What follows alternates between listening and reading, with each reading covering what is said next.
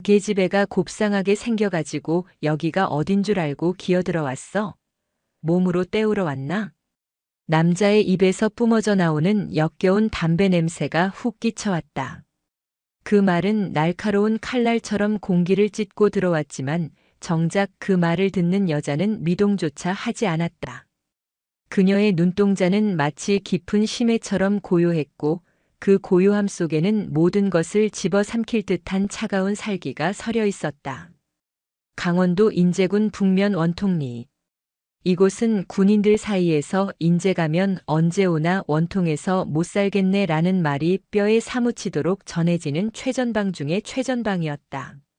12월의 칼바람은 살을 애는 듯 했고 사방을 둘러싼 산맥은 마치 거대한 감옥처럼 이 작은 마을을 짓누르고 있었다. 강시우는 원통 공용 버스터미널에 발을 내딛자마자 폐부 깊숙이 들어오는 차가운 공기를 들이마셨다. 서울과는 다른 비릿한 흙내와 섞인 냉기였다. 그녀는 옷깃을 여미는 대신 짧게 숨을 내뱉었다. 입김이 하얗게 부서지며 공중으로 흩어졌다. 변한 게 하나도 없군. 그녀는 나지막이 중얼거렸다. 강시우. 나이 39. 대한민국 육군 역사상 최연소 소장 진급자이자 전설적인 707 특수임무단 출신의 인간병기. 그녀가 바로 내일 이 을지부대 인근의 제12보병사단 사단장으로 취임할 인물이었다. 하지만 지금 그녀의 모습에서 장군의 위엄을 찾아보기란 쉽지 않았다. 계급장이 제거된 아무런 표식도 없는 신형 전투복. 그리고 707 시절부터 고수해온 눈빛을 가리는 캡모자. 그녀는 지금 철저히 자신을 숨긴 채 이 부대의 민낯을 보러 왔다. 터미널에서 부대까지 이동하는 길은 황량했다. 길가에 쌓인 눈은 치워지지 않아 검게 변해 있었고 지나가는 군용 트럭들은 낡아서 검은 매연을 뿜어냈다. 위병소 앞에 다다랐을 때 그녀는 미리 준비해둔 국방부 감찰증을 내밀었다. 사단장이라는 신분 대신 상부에서 파견 나온 감찰관이라는 가짜 신분을 사용한 것이다. 물론 이조차도 내일이면 밝혀질 것이기에 위병소 근무자들은 그녀의 얼굴을 자세히 보지 못했다. 식사 시간인가? 부대 안으로 들어선 그녀의 귀에 병사들의 웅성거리는 소리가 들려왔다. 점심시간이었다. 그녀는 장교들이 이용하는 간부 식당이 아닌 병사들이 식사를 해결하는 병영 식당으로 발걸음을 옮겼다. 낡은 콘크리트 건물 틈새로 음식 냄새가 새어나왔다. 하지만 그것은 식욕을 돋우는 구수한 밥 냄새가 아니었다. 오래된 기름 쩐내와 콩나물 비린내, 그리고 정체 모를 퀴퀴한 냄새가 섞여 있었다. 식당 안은 아수라장이었다. 난방이 제대로 되지 않는지 병사들은 깔깔이라 불리는 방상 내피를 겹쳐 입고도 몸을 떨며 밥을 먹고 있었다. 강시우는 식판을 들고 배식대 앞에 섰다. 국통에는 멀건 국물에 팅팅 불어 터진 무 몇 조각이 전부였고 밥은 찐 지 얼마나 되었는지 알 수 없을 만큼 누렇게 변해 있었다. 반찬이라고 나온 것은 고춧가루만 잔뜩 묻은 김치 몇 조각과 형체를 알아볼 수 없이 으깨진 두부조림뿐이었다. 이게 병사들이 먹는 식단인가? 강시우는 속으로 끓어오르는 분노를 억누르며 밥을 받았다. 그녀가 자리를 잡고 앉자 주변 병사들의 시선이 힐끔힐끔 쏠렸다. 계급장 없는 전투복을 입은 묘한 분위기의 여자. 병사들은 그녀를 군무원이나 부사관 후보생 정도로 생각하는 눈치였다. 강시우가 숟가락을 들어 국을 한 숟가락 뜨려던 찰나였다. 식당 문이 쾅 하고 열리며 거구의 사내가 들어왔다. 야, 오늘 메뉴 꼬라지가 왜 이래? 취사병 놈들 다 어디 갔어? 고막을 찢을 듯한 고성이 식당을 울렸다. 박철영 소령. 이 사단의 군수 참모였다. 번들거리는 개기름이 흐르는 얼굴, 터질 듯한 전투복 상에, 그리고 오만하기 짝이 없는 눈빛. 그는 마치 자신이 이 구역의 왕이라도 되는 양 거들먹거리며 식당 한가운데를 가로질렀다. 병사들은 밥을 먹다 말고 흠칫 놀라 고개를 숙였다. 박철영은 취사병이 허겁지겁 들고 온 식판을 받아들더니 내용물을 훑어보고는 바닥에 침을 퇴뱉었다. 새끼들이 고기는 다 어디다 팔아먹고 풀떼기만 내놨어. 내가 고기 좀 챙기라고 했지. 취사병이 벌벌 떨며 대답했다. 저 참모님, 이번 달 부식비가 부족해서 고기는. 핑계 대지 마. 내들이 중간에서 빼돌린 거 내가 모를 줄 알아? 엎드려 뻗쳐. 박철영은 죄 없는 취사병을 걷어차려다 구석에 앉아 묵묵히 밥을 먹고 있는 강시우를 발견했다. 낯선 여자. 그것도 꽤나 반반한 얼굴의 여자. 그의 눈이 먹이를 발견한 하이에나처럼 번들거렸다. 그는 취사병을 밀치고 강시우가 앉은 테이블로 성큼성큼 다가왔다. 쾅! 그가 군화발로 강시우의 옆 의자를 걷어차며 앉았다. 식탁이 덜컹거렸고 강시우의 국물이 식판 밖으로 튀었다. 그러나 강시우는 숟가락을 놓지 않았다. 시선조차 주지 않은 채 묵묵히 식은 밥알을 씹었다. 어이 신참. 못 보던 얼굴인데? 새로운 군무원인가? 아님 하산 아부랭이? 박철영이 턱을 괴고 강시우의 얼굴을 뚫어지라 쳐다봤다. 강시우는 그제야 고개를 돌려 그를 응시했다. 차가운 눈빛. 하지만 박철영은 그 눈빛의 의미를 읽어내지 못했다. 그저 반항적인 계집애의 치기 어린 눈빛 정도로 착각했을 뿐이다. 식사 중입니다. 용건이 있으면 나중에 하시죠. 강시우의 목소리는 낮고 건조했다. 박철영은 기가 차다는 듯 헛웃음을 터뜨렸다. 이거 봐라. 선배가 말을 거는데 밥이 목구멍으로 넘어가냐? 너 내가 누군지 몰라. 나 박철영이야. 이 부대 살림꾼이자 너 같은 애들 군생활 편하게 해줄 수도 지옥으로 보낼 수도 있는 실세라고. 그는 더러운 손을 뻗어 강시우의 어깨를 툭툭 쳤다.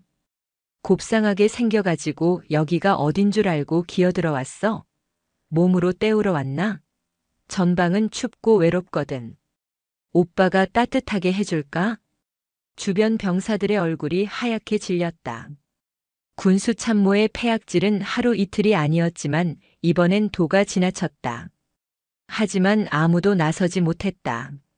나서면 영창이라는 것을, 그리고 그의 뒤에 끈끈한 카르텔이 있다는 것을 모두가 알고 있었기 때문이다. 강시우는 어깨에 닿은 그의 손을 벌레 보듯 바라보았다. 그리고 천천히, 아주 천천히 입을 열었다. 손 치워. 짧은 한마디였지만 그 안에는 707 시절 수많은 적을 제압했던 살기가 담겨 있었다. 박철영은 순간적으로 등골이 서늘해짐을 느꼈다. 하지만 곧 자존심이 상했다. 일개 계집애 앞에서 쫄았다는 사실을 인정할 수 없었다. 이 미친년이 돌았나? 야, 너 소속 어디야? 이름대. 오늘 밤에 내 숙소로 와서 정신교육 좀 받아야겠네. 앙탈 부리는 것도 정도껏 해야 귀엽지. 박철영은 더욱 대담하게 강시우의 허벅지 쪽으로 손을 뻗으려 했다. 그 순간 강시우의 손이 번개처럼 움직였다. 탁! 그녀가 젓가락으로 박철영의 손목을 눌렀다. 젓가락 끝이 손목의 급소를 정확히 찔렀다. 뼈가 으스러지는 듯한 고통이 박철영을 덮쳤다. 아, 뭐야? 박철영이 비명을 지르며 손을 뺐다. 손목에 붉은 자국이 선명했다. 강시우는 아무 일도 없었다는 듯 다시 젓가락을 들었다. 밥맛 떨어지니까 꺼져. 그리고 경고하는데 그 더러운 입 놀리는 것도 오늘이 마지막 일 거야. 뭐? 이 건방진 년이. 너 오늘 죽었어. 감히 소령 몸에 손을 대? 헌병대 불러. 당장 2년 끌어내. 박철영이 길길이 날뛰며 고래고래 소리를 질렀다. 식당 안의 모든 시선이 그들에게 쏠렸다. 그때 식당 입구에서 다급한 발소리가 들려왔다. 박철영의 신복이자 강시우의 전속 부관이 될 예정인 최민재 대위였다. 참모님, 무슨 일이십니까? 최민재는 헐레벌떡 뛰어와 박철영을 부축했다. 박철영은 씩씩거리며 강시우를 손가락질했다. 야, 최대위. 전현 당장 잡아넣어. 상관 모독의 폭행이다. 내가 아주 군생활 끝장을 내주겠어. 최민재가 곤란한 표정으로 강시우를 바라보았다. 그는 아직 강시우의 얼굴을 모른다. 사단장 부임은 내일이고 그는 서류상으로만 그녀의 이름을 보았을 뿐이다. 그 역시 눈앞의 여자가 자신의 직속 상관이 될 투스타 소장이라는 사실을 꿈에도 모른 채 그저 박소령의 비위를 맞추기 위해 강시우에게 다가갔다. 저기요, 아가씨. 누군지 모르겠지만 실수하신 겁니다. 박소령님은 이 부대. 강시우는 자리에서 일어났다. 의자가 뒤로 밀리며 날카로운 소음을 냈다. 그녀는 쓰고 있던 모자를 천천히 벗었다. 눌려있던 머리카락이 흘러내리며 날카롭고 지적인 그녀의 얼굴이 드러났다. 최민재 대위. 그녀가 자신의 이름을 부르자 최민재는 흠칫 놀랐다. 명찰도 없는데 어떻게 자신의 이름을 아는가? 자네는 상관이 성희롱을 하고 병사들의 시판에 침을 뱉는데도 그걸 말리기는커녕 동조하나? 그게 자네가 배운 장교의 품위인가? 네. 아니, 그게 무슨... 똑바로 들어. 이 부대 꼬라지가 아주 볼만하군. 밥은 개밥보다 못하고 간부라는 작자는 동네 양아치보다 못해. 강시우는 시선을 돌려 박철영을 쏘아보았다. 박철영은 기세에 눌려 뒷걸음질 쳤지만 여전히 상황 파악이 덜 된 상태였다. 이게 어디서 훈계질이야? 너 진짜 죽고 싶어? 강시우는 피식 웃었다. 그것은 미소라기보다는 사형 선고에 가까웠다. 그녀는 식판을 들어 잔반통에 쏟아부었다. 쾅 하는 소리와 함께 음식물 쓰레기가 튀었다. 내일 보자고. 그땐 그 더러운 입이 아니라 무릎이 먼저 바닥에 닿게 될 테니까. 강시우는 그 말을 남기고 뒤도 돌아보지 않고 식당을 빠져나갔다. 찬 바람이 다시 훅 들어오며 식당 안에 열기를 식혔다. 멍하니 서 있는 박철영과 최민재, 그리고 숨죽인 병사들만이 남겨졌다. 식당을 나온 강시우는 주머니에서 초소형 녹음기를 꺼냈다. 빨간 불빛이 희미하게 깜빡이고 있었다. 그녀의 입가에 서늘한 미소가 번졌다. 박철형 소령. 내 놈이 횡령한 건 단순히 밥값만이 아니겠지. 그녀는 이미 냄새를 맡았다. 식당의 부실한 식단은 빙산의 일각이었다. 병사들이 입고 있는 낡은 방한복, 제대로 작동하지 않는 난방기, 그리고 박철영이 차고 있던 명품 시계. 모든 것이 하나의 점으로 연결되고 있었다. 밤이 깊어지자 인재의 산속은 칠흑 같은 어둠에 잠겼다. 강시우는 숙소로 잡은 관사 대신 위병소 근처의 허름한 여관방을 잡았다. 그녀는 침대에 걸터 앉아 스마트폰을 꺼냈다. 화면에는 박철영의 신상 정보와 그와 연루된 것으로 의심되는 지역 유지들, 그리고 군납 업체들의 리스트가 떠 있었다. 사냥 준비는 끝났다. 그녀는 창밖으로 보이는 부대의 불빛을 내려다보았다. 저 불빛 아래에서 얼마나 많은 병사가 추위와 배고픔, 그리고 간부들의 부당한 대우에 떨고 있을까. 707 시절 그녀는 국가를 위해 목숨을 걸고 싸웠다. 하지만 지금 그녀가 싸워야 할 적은 외부에 있지 않았다. 내부에, 그것도 가장 썩어 빠진 곳에 기생충처럼 달라붙어 있었다. 똑똑. 누군가 여관방 문을 두드렸다. 강시우는 반사적으로 문 옆으로 몸을 숨기며 호흡을 죽였다. 룸서비스입니다. 낯선 남자의 목소리. 그녀는 시킨 적이 없다. 그녀의 감각이 경고음을 울렸다. 문틈으로 보이는 그림자는 하나가 아니었다. 셋, 아니 넷. 벌써 냄새를 맡았나? 박철영이 보낸 놈들일까? 아니면 그냥 지역 깡패들일까? 강시우는 소리 없이 문고리를 잡았다. 공포는 없었다. 오히려 지루했던 참에 잘됐다는 생각이 들었다. 그녀의 손가락이 문고리를 돌리는 순간 근육들이 팽팽하게 긴장하며 전투 태세로 돌입했다. 내일 취임식까지 기다릴 필요도 없을지도 모른다. 오늘 밤 이 짐승들의 식사 시간에 초대받지 않은 손님이 어떤 존재인지 확실하게 보여줄 때였다. 문이 열리고 어둠 속에서 흉흉한 안광이 번뜩였다. 강시우는 사냥감을 노리는 맹수처럼 웃었다. 들어와. 교육 좀 시켜줄 테니까. 여관방의 낡은 형광등이 지직거리며 불안하게 깜빡였다. 문이 벌컥 열리자마자 곰 가죽 같은 덩치를 가진 사내 셋이 방 안으로 들이닥쳤다. 좁은 입구가 꽉 찰 정도로 거대한 덩치들이었다. 그들의 손에는 쇠파이프와 야구 방망이가 들려 있었고 얼굴에는 비릿한 웃음이 걸려 있었다. 인근 유흥가를 관리하며 군 간부들의 뒷배를 봐주는 지역 깡패들이었다. 어이 아가씨. 겁도 없이 남의縄바리에서 행패를 부렸다며 박소령님이 아주 화가 많이 나셔. 선두에 선 사내가 말을 끝맺기도 전이었다. 팟! 강시우의 몸이 바닥을 박차고 튀어나갔다. 그녀의 움직임은 인간의 눈으로 쫓기 힘들 만큼 빨랐다. 707 특수임무단 시절 대테러 진압 작전에서 수백 번도 넘게 반복했던 돌입 동작이었다. 그녀는 순식간에 사내의 품으로 파고들었다. 명치를 정확히 가격당한 사내의 눈이 뒤집혔다. 강시우는 주저앉으려는 사내의 멱살을 잡아 방패막이로 삼았다. 뒤따라 들어오던 놈이 휘두른 쇠파이프가 동료의 등짝을 강타했다. 아, 야, 이 미친년이.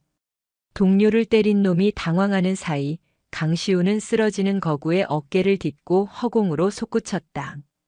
좁은 여관방 천장에 머리가 닿을 듯한 높이였다. 그녀의 오른쪽 다리가 채찍처럼 휘어지며 쇠파이프를 든 놈의 관자놀이를 강타했다. 둔탁한 파열음과 함께 두 번째 사내가 썩은 나무 토막처럼 바닥에 처박혔다. 불과 3초. 3명 중 2명이 바닥을 기고 있었다. 마지막 남은 놈은 야구 방망이를 든 채 덜덜 떨고 있었다. 그는 자신의 눈을 의심했다. 분명 곱상한 여자였다. 그런데 움직임은 맹수, 아니 귀신 같았다. 너 뭐야? 사람 살려. 놈이 뒷걸음질 치며 문을 열려고 했다.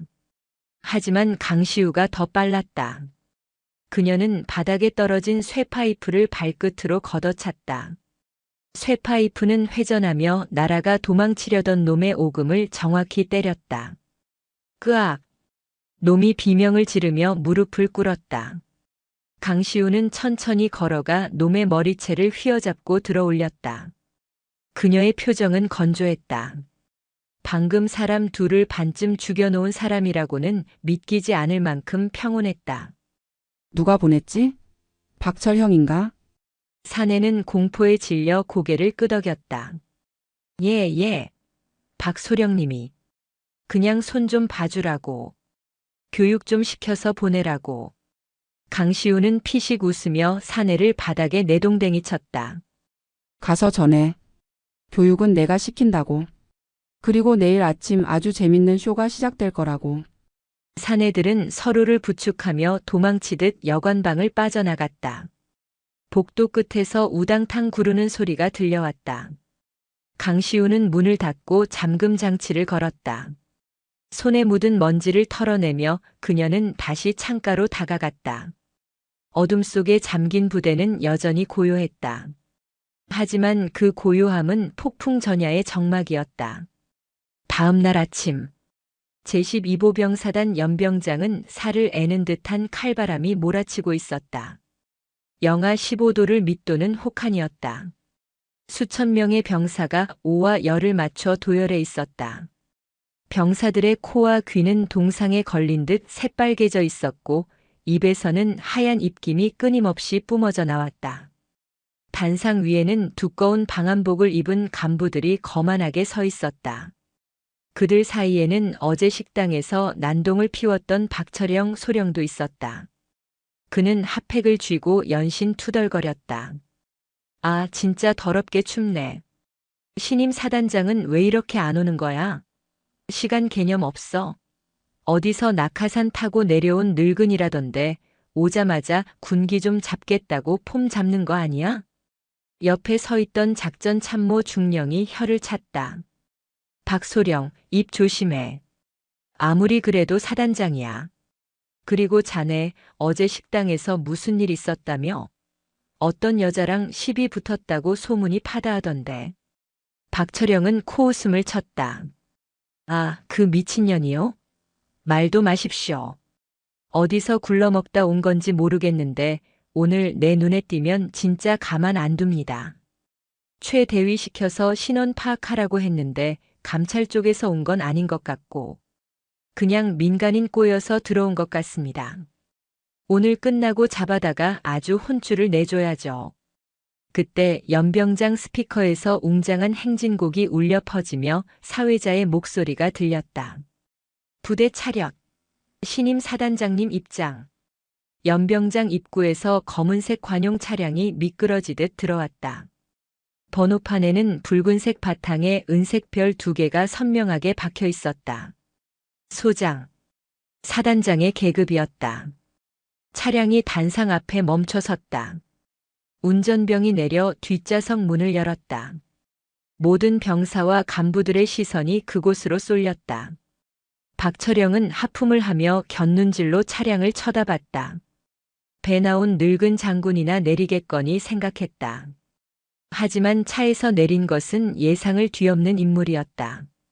칼주름이 잡힌 정복, 가슴에 달린 화려한 약장들. 그 중에서도 가장 눈에 띄는 것은 왼쪽 가슴에 달린 707 특수임무단 흉장과 공수 휘장이었다.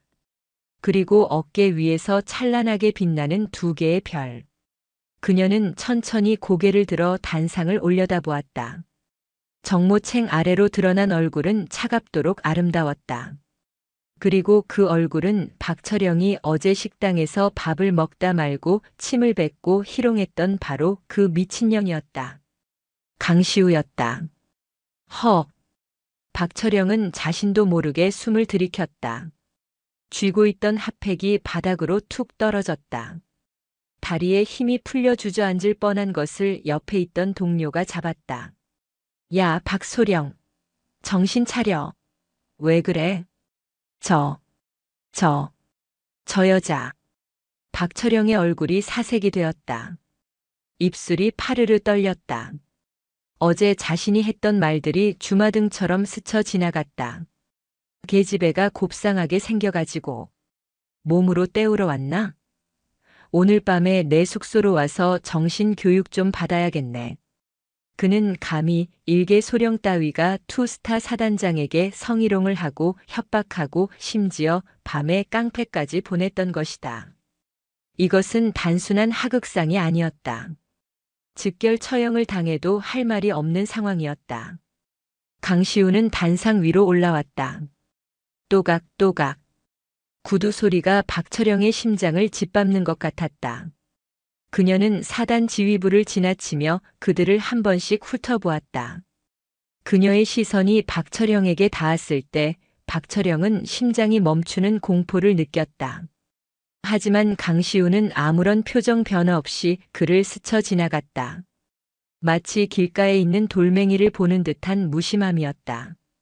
하지만 그 무심함이 더 무서웠다. 강시우가 마이크 앞에 섰다. 연병장에 모인 5,000명의 병사가 숨을 죽였다.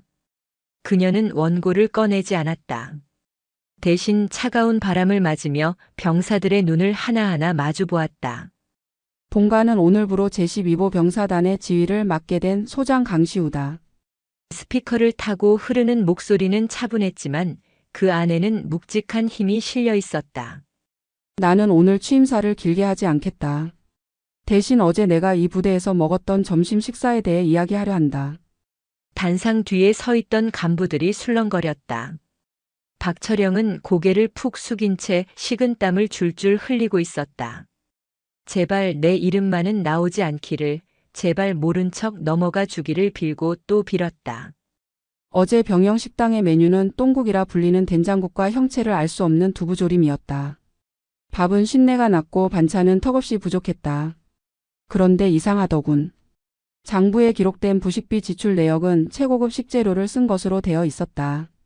강시우의 목소리가 점점 낮고 날카로워졌다. 나는 묻는다. 우리 병사들이 먹어야 할 고기는 어디로 갔나? 병사들이 입어야 할 방한복은 어디에 있나? 전방의 혹한 속에서 나라를 지키는 내 부하들이 왜 거지보다 못한 대우를 받아야 하는가? 그녀의 호통이 연병장을 쩌렁쩌렁 울렸다. 병사들의 눈빛이 흔들렸다. 그동안 그 누구도 해주지 않았던 말이었다. 늘 참으라고만 했던 말 대신 분노해주는 지휘관이 나타난 것이다. 강시우는 뒤를 돌아 간부들을 가리켰다. 이 시간 이후로 이 부대의 모든 행정 업무를 중단한다. 사단 내 모든 장부와 창고를 봉쇄한다. 감찰부와 헌병대는 즉시 투입되어 지난 5년간의 군수 물자 내역을 낱낱이 조사하라. 그리고 그녀는 천천히, 아주 천천히 박철영이 서 있는 곳으로 걸어갔다. 박철영은 숨도 쉬지 못하고 얼어붙어 있었다. 강시우가 그의 앞에 멈춰 섰다. 키 차이는 났지만 기세의 차이는 하늘과 땅이었다. 군수참모 박철형 소령. 네. 예. 소령 박철영. 박철영이 삑사리가 난 목소리로 관등 성명을 댔다.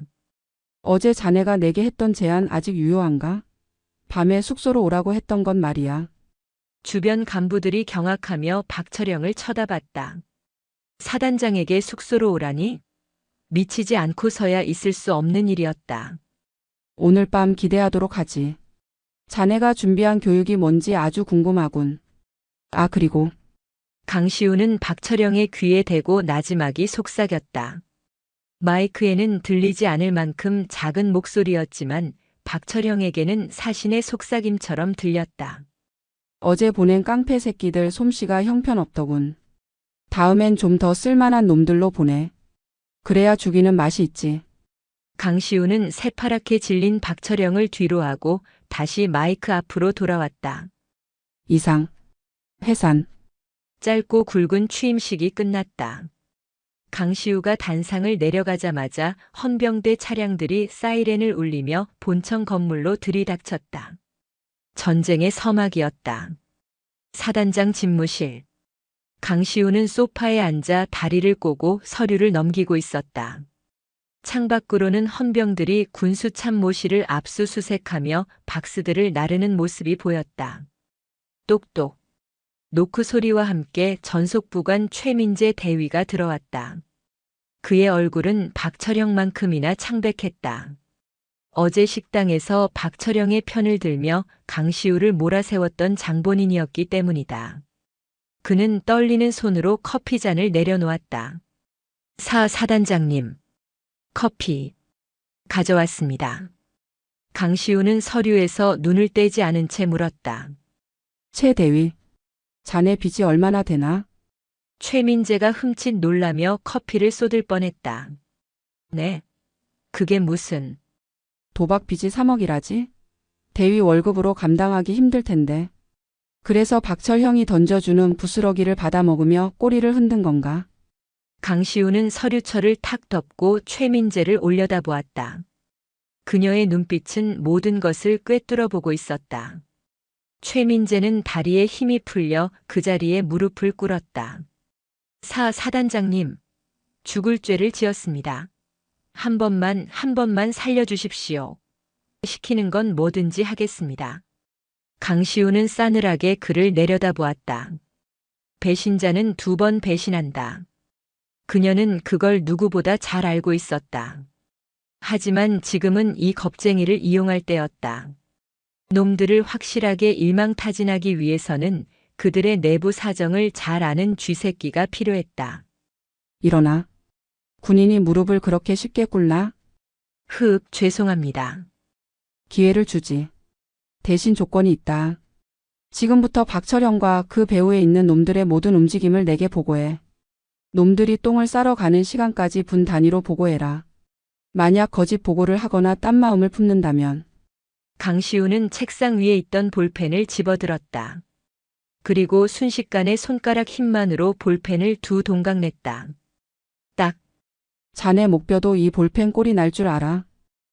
명심하겠습니다. 충성. 최민재는 땀범벅이 된 얼굴로 경례를 하고 도망치듯 집무실을 빠져나갔다. 문이 닫히자 강시우는 의자 깊숙이 몸을 기댔다. 박철영은 꼴일 뿐이다. 진짜 몸통은 따로 있다. 인제군 일대의 군납 비리를 주도하는 거대한 카르텔. 그들은 수십 년간 이 지역에서 왕처럼 군림해왔다. 전임 사단장들도 뇌물과 접대에 넘어가 눈 감아 주었던 그 썩은 뿌리를 강시우는 송두리째 뽑아버릴 생각이었다.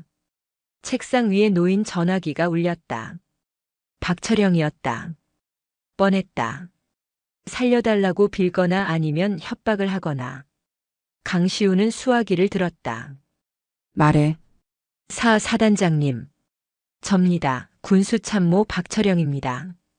목소리는 떨리고 있었지만 어딘가 모르게 끈적한 구석이 남아 있었다.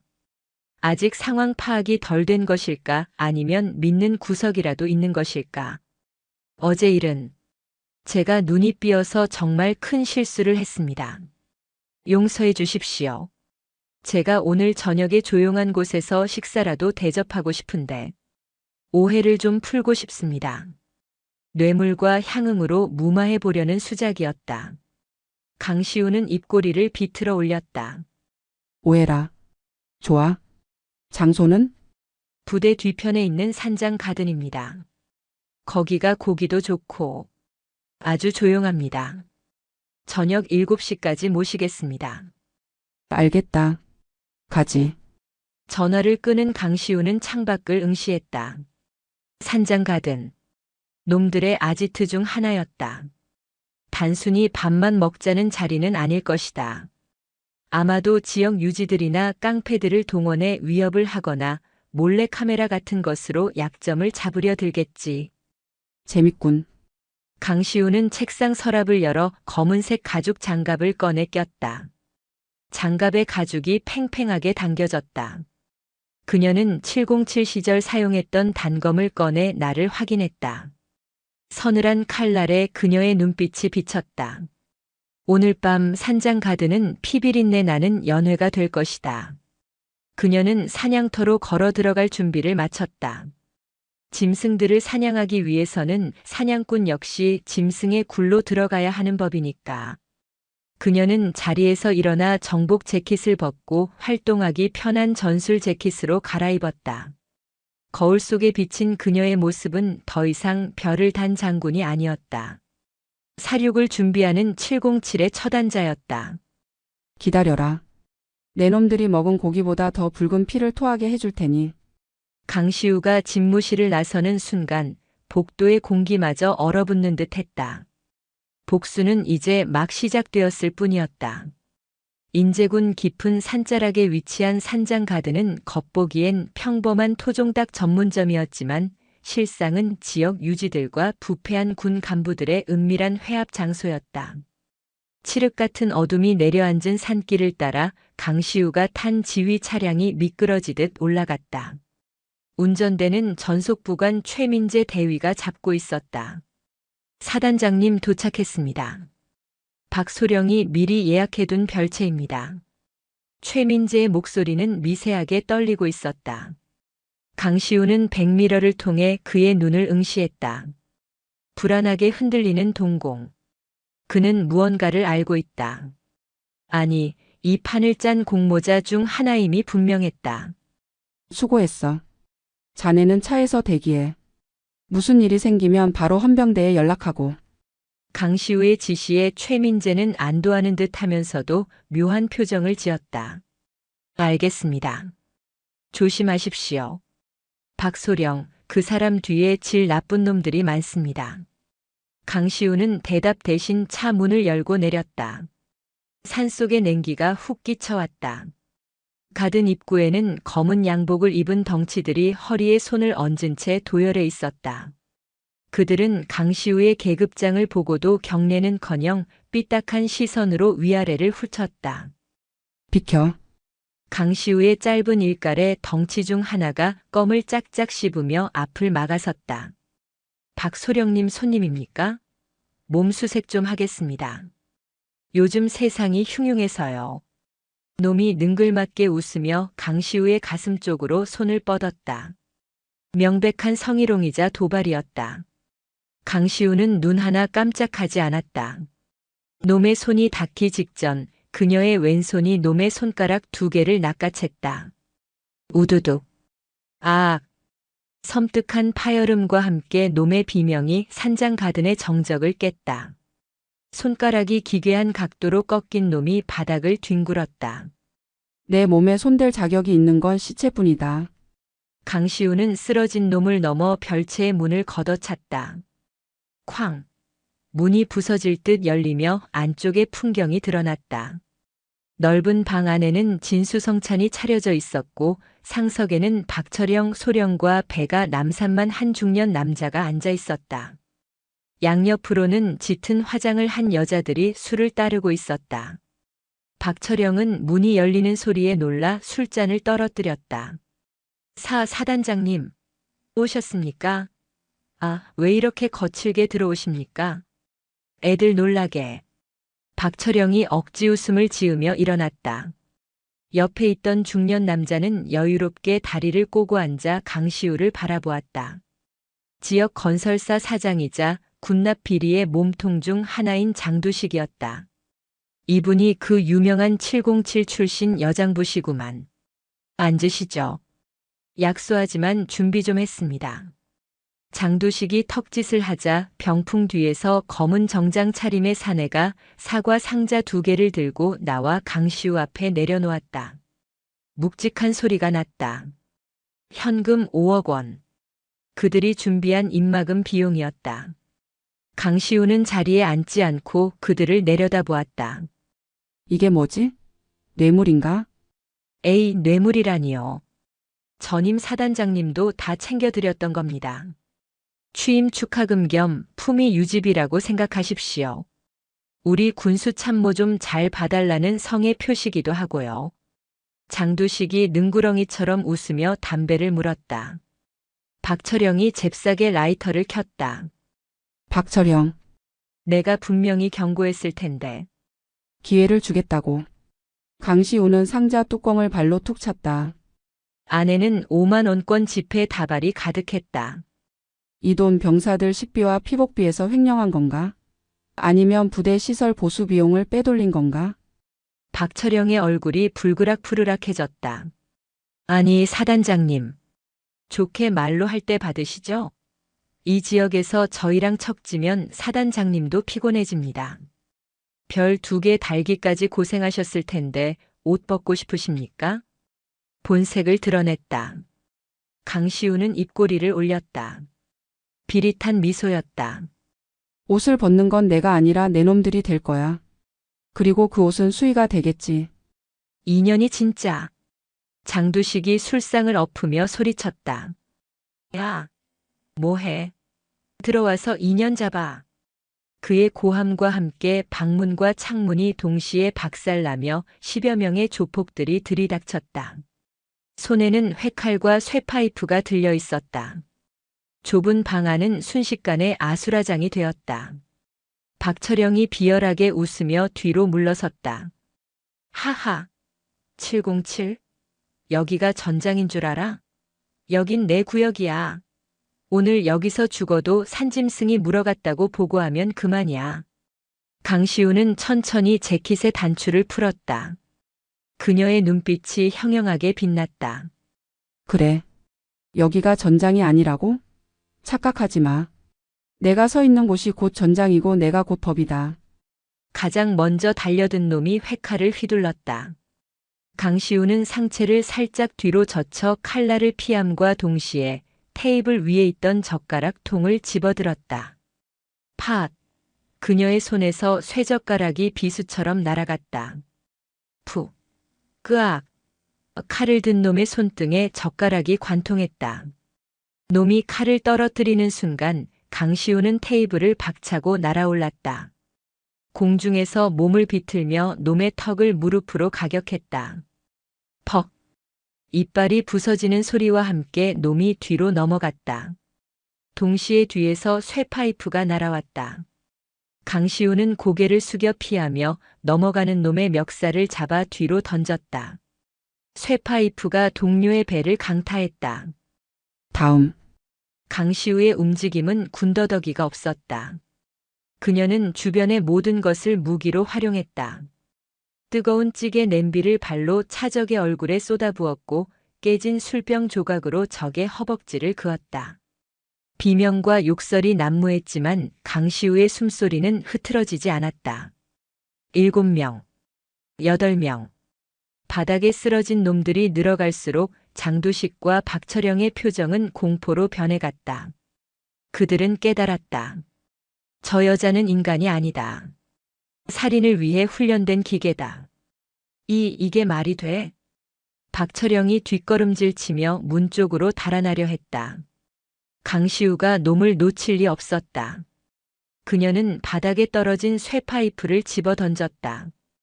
파이프는 정확하게 박철영의 종아리를 강타했다. 악! 박철영이 꼴사납게 엎어졌다. 강시우는 쓰러진 조폭들을 밟고 박철영에게 다가갔다.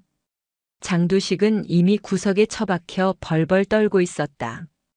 강시우가 박철영의 머리채를 잡아 들어 올렸다. 도망가려고? 아직 교육이 안 끝났는데. 사단장님, 잘못했습니다. 살려주십시오. 시키는 대로 다 하겠습니다. 박철영이 눈물 콧물을 흘리며 애원했다. 강시우는 차가운 눈으로 그를 내려다보다가 주머니에서 진동이 울리는 것을 느꼈다. 최민재였다. 사단장님, 지금 헌병대가 오고 있습니다. 그런데 박소령이 빼돌린 비밀 장부가 산속 폐창고에 있다는 첩보를 입수했습니다. 놈들이 증거를 인멸하려고 합니다. 전화기 너머로 들리는 최민재의 목소리는 다급했다. 강시우는 박철영을 바닥에 내동댕이 쳤다. 운 좋은 줄 알아? 내 놈 처리는 나중으로 미루지. 그녀는 장두식을 발로 걷어차 기절시킨 뒤 박철영의 귀에 속삭였다. 여기 꼼짝 말고 있어. 도망가면 지구 끝까지 쫓아가서 죽여버릴 테니까. 강시우는 방을 빠져나왔다. 밖에는 최민재가 차 문을 열어둔 채 대기하고 있었다. 사단장님, 괜찮으십니까? 피가. 최민재가 강시우의 옷에 묻은 피를 보고 경악했다. 내 피 아니야. 장부는 어디 있다고? 이곳에서 3km 떨어진 제재소 창고입니다. 제가 길을 압니다. 서둘러야 합니다. 강시우는 차에 올라탔다. 그녀의 눈은 여전히 살기로 번들거리고 있었다. 하지만 그녀는 눈치채지 못했다. 운전석에 앉은 최민재의 입가에 서린 비릿한 미소를. 그는 백미러로 강시우를 보며 속으로 중얼거렸다. 걸려들었어. 독사 같은 년. 차는 어둠 속을 뚫고 더 깊은 산속으로 향했다. 진짜 지옥은 이제부터였다. 차량은 비포장도로를 덜컹거리며 달렸다. 가로등 하나 없는 칠흑 같은 산길이었다. 창밖으로 보이는 것은 기괴하게 뻗은 나뭇가지들과 검은 어둠뿐이었다. 차 안의 공기는 무거웠다. 강시우는 창밖을 응시하며 생각에 잠겼다. 무언가 이상했다. 박철영은 겁쟁이다. 그런 놈이 비밀 장부를 굳이 부대박, 그것도 이런 깊은 산속에 숨겨뒀다. 그리고 최민재는 어떻게 그 사실을 알았지? 방금 전까지 박철영과 한패였던 놈들이 갑자기 장부 위치를 흘렸다. 최 대위. 강시우의 낮은 목소리에 최민재가 움찔했다. 네, 사단장님. 자네 빚이 3억이라고 했었지. 도박은 언제부터 했나? 갑작스러운 질문에 최민재의 눈동자가 흔들렸다. 소위 임관하고 나서. 호기심에 시작했습니다만 지금은 끊었습니다. 끊었다라. 그런데 왜 자네 손목시계는 지난달에 출시된 5천만 원짜리 명품이지? 빚쟁이가 찰 시계는 아닌 것 같은데. 끼익. 최민재가 급브레이크를 밟았다. 차가 흙먼지를 일으키며 멈춰섰다. 앞을 보니 낡고 거대한 폐공장 건물이 흉물스럽게 서 있었다. 인제군 외곽에 버려진 제재소였다. 다 왔습니다. 저기입니다. 최민재는 황급히 말을 돌리며 차에서 내렸다. 강시우는 그를 보며 확신했다. 함정이다. 하지만 그녀는 내렸다. 호랑이를 잡으려면 호랑이 굴에 들어가야 한다. 그녀는 재킷 안주머니에 든 초소형 녹음기의 작동을 다시 한번 확인했다. 공장 안은 을씨년스러웠다. 천장 곳곳이 뚫려 있어 달빛이 기둥처럼 쏟아져 내렸다. 바닥에는 톱밥과 녹슨 기계들이 널려 있었다. 장부는 어디 있지? 강시우가 물었다. 최민재는 대답 없이 공장 중앙으로 걸어갔다. 그리고 멈춰 서서 뒤를 돌았다. 달빛을 등진 그의 얼굴은 더 이상 겁쟁이 부관의 얼굴이 아니었다. 죄송합니다, 사단장님. 저도 살아야 하지 않겠습니까? 최민재가 휘파람을 불었다. 그러자 어둠 속에서 수많은 그림자가 나타났다. 1층 기둥 뒤에서, 2층 난간에서, 녹슨 기계 뒤에서. 하나, 둘, 셋. 어림잡아도 50명은 넘어 보였다. 산장 가든의 조폭들과는 차원이 달랐다. 놈들은 강목이나 쇠파이프뿐만 아니라 사시미 칼과 도끼, 심지어 전기 충격기까지 들고 있었다. 전문적으로 훈련받은 용역 깡패들이었다. 그리고 2층 난간 위, 박철영이 붕대를 감은 다리를 절뚝이며 나타났다. 그의 옆에는 거대한 덩치의 사내가 서 있었다. 서울에서 내려온 전국구 조직의 행동대장이었다. 크하하. 강시우. 여기가 내 무덤이다. 감히 날 건드려? 707? 웃기고 자빠졌네. 다구리에 장사 없는 거 알지? 박철영이 광기 어린 웃음을 터뜨렸다. 최민재는 슬금슬금 뒷걸음질쳐 놈들의 무리 뒤로 숨었다. 강시우는 한숨을 내쉬었다. 입김이 길게 뿜어져 나왔다. 최민재. 기회를 줬는데도 제 발로 지옥을 선택했군. 뭐라고요? 지금 상황 파악이 안 되십니까? 당신은 끝났어. 여기서 죽으면 실족사로 처리될 겁니다. 시체는 이 산속 멧돼지들이 알아서 처리해 줄 거고요. 최민재가 악에 바친 소리를 질렀다. 두려움을 감추기 위한 발악이었다. 강시우는 천천히 주먹을 쥐었다 폈다 하며 몸을 풀었다. 50대 1. 일반인이라면 기절했을 상황이지만 그녀의 심장은 오히려 차분하게 가라앉았다. 아드레날린이 혈관을 타고 흐르며 감각을 극대화했다. 박철영, 최민재. 잘 들어라. 오늘 밤 이 공장에서 두 발로 걸어 나가는 건 나뿐이다. 죽여. 전현 당장 죽여버려. 박철영의 고함과 함께 50명의 깡패가 짐승처럼 울부짖으며 달려들었다. 땅이 울렸다. 강시우는 정면으로 돌진했다. 가장 먼저 도끼를 들고 달려드는 놈의 팔을 낚아채 비틀었다. 우지끈. 뼈가 부러지는 소리와 함께 도끼가 바닥으로 떨어졌다. 강시우는 떨어지는 도끼를 발등으로 차올려 손에 잡았다. 그리고 도끼 자루로 놈의 명치를 찍었다. 컥. 놈이 거품을 물고 쓰러졌다. 강시우는 멈추지 않았다.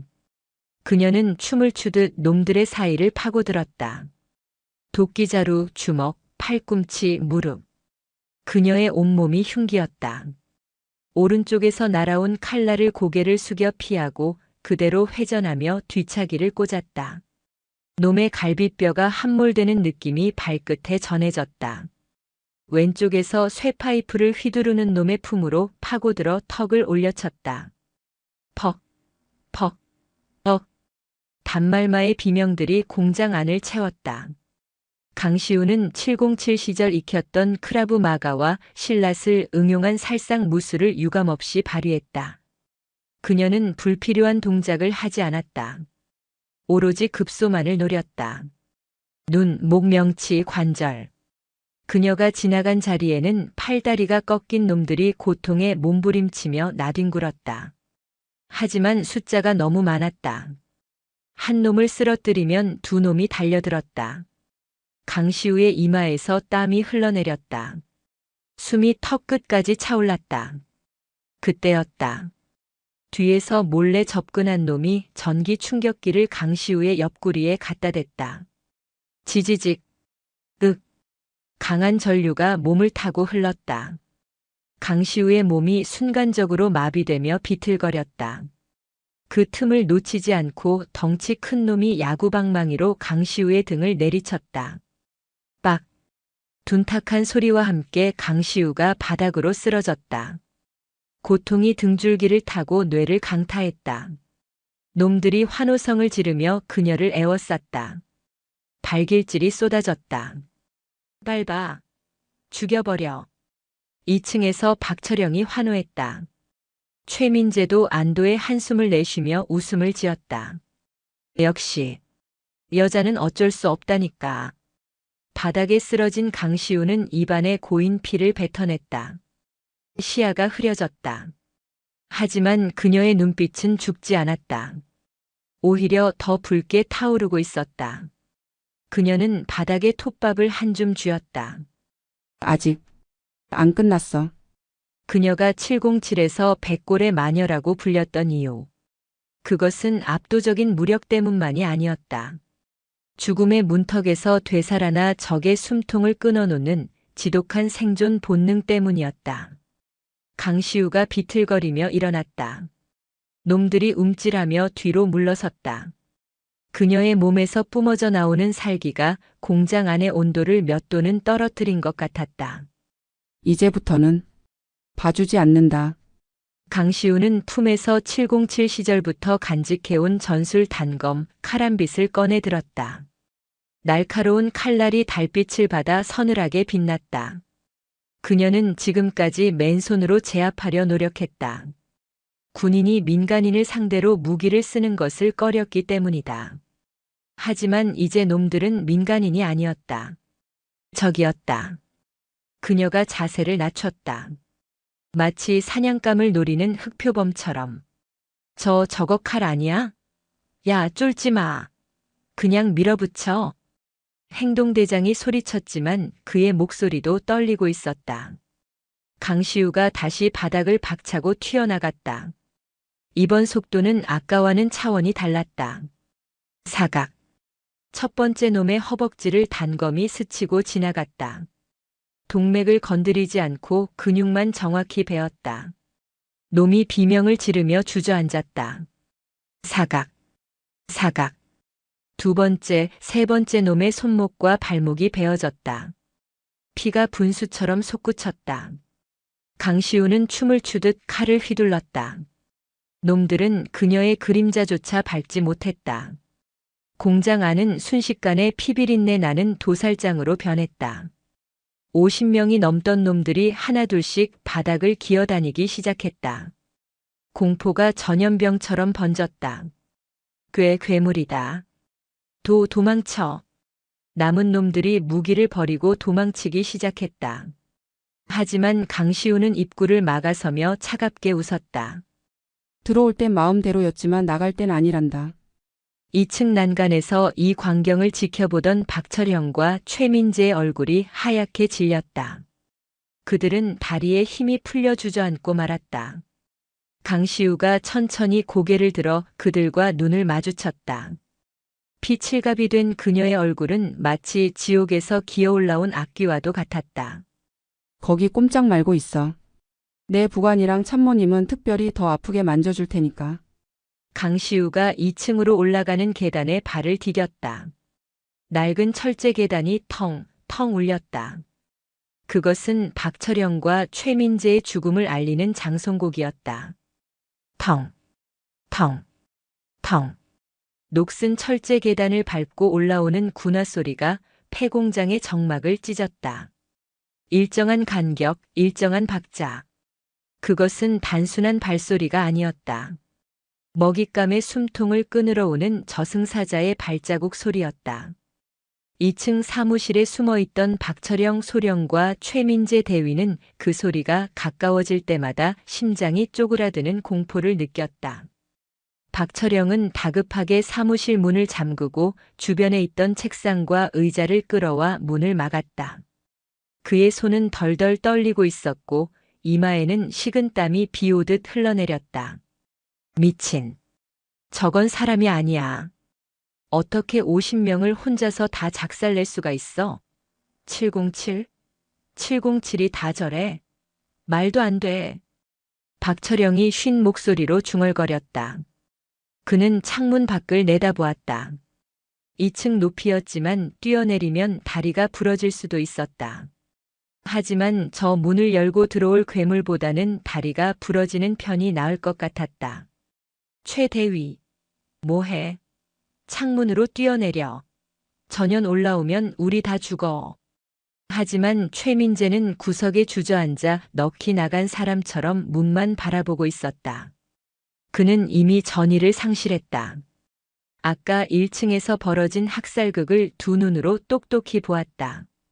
사람의 관절을 종이처럼 접어버리고 피를 뒤집어 쓰고도 눈 하나 깜짝하지 않던 그 모습. 도망쳐봤자 소용없다는 것을 그는 본능적으로 깨달았다. 소용없습니다. 저 여자는 끝까지 쫓아올 겁니다. 이 병신 새끼가. 그러게 깡패 새끼들을 더 불렀어야지. 박철영이 최민재를 발로 걷어차며 소리쳤다. 그때였다. 쾅! 굉음과 함께 사무실의 철문이 안쪽으로 찌그러졌다. 문을 막아두었던 책상과 의자들이 힘없이 밀려났다. 박철영은 비명을 지르며 뒤로 낮아빠졌다. 끼익! 찌그러진 문틈으로 피 묻은 손이 들어오더니 잠금 장치를 종이장 찢듯이 뜯어내버렸다. 문이 활짝 열렸다. 역광을 받아 검게 드리워진 그림자. 강시우였다. 그녀의 전술 재킷은 찢어지고 피에 젖어 있었지만 그녀가 뿜어내는 기세는 더욱 흉폭해져 있었다. 똑똑. 룸서비스 왔다. 강시우가 나지막하게 읊조리며 방 안으로 걸어 들어왔다. 그녀가 한 발자국 내디딜 때마다 바닥에 핏자국이 찍혔다. 박철영은 뒷걸음질 치다 벽에 등이 닿았다. 더 이상 물러날 곳이 없었다. 그는 손에 잡히는 대로 재떨이를 집어 던졌다. 오지 마. 오지 마. 가까이 오면 이걸로 찍어버릴 거야. 강시우는 날아오는 재떨이를 고개만 살짝 까딱해 피했다. 재떨이는 벽에 부딪혀 산산조각이 났다. 박철영. 대한민국 육군 소령이라는 작자가 고작 한다는 짓이 깡패 뒤에 숨어서 벌벌 떠는 건가? 내 놈이 입고 있는 그 군복이 아깝지도 않나? 강시우의 목소리는 차가웠지만 그 안에는 뜨거운 분노가 용암처럼 끓고 있었다. 그녀는 천천히, 아주 천천히 최민재에게로 시선을 돌렸다. 최민재는 바닥에 납작 엎드려 머리를 조아리고 있었다. 사단장님, 잘못했습니다. 저는 박소령이 시키는 대로 했을 뿐입니다.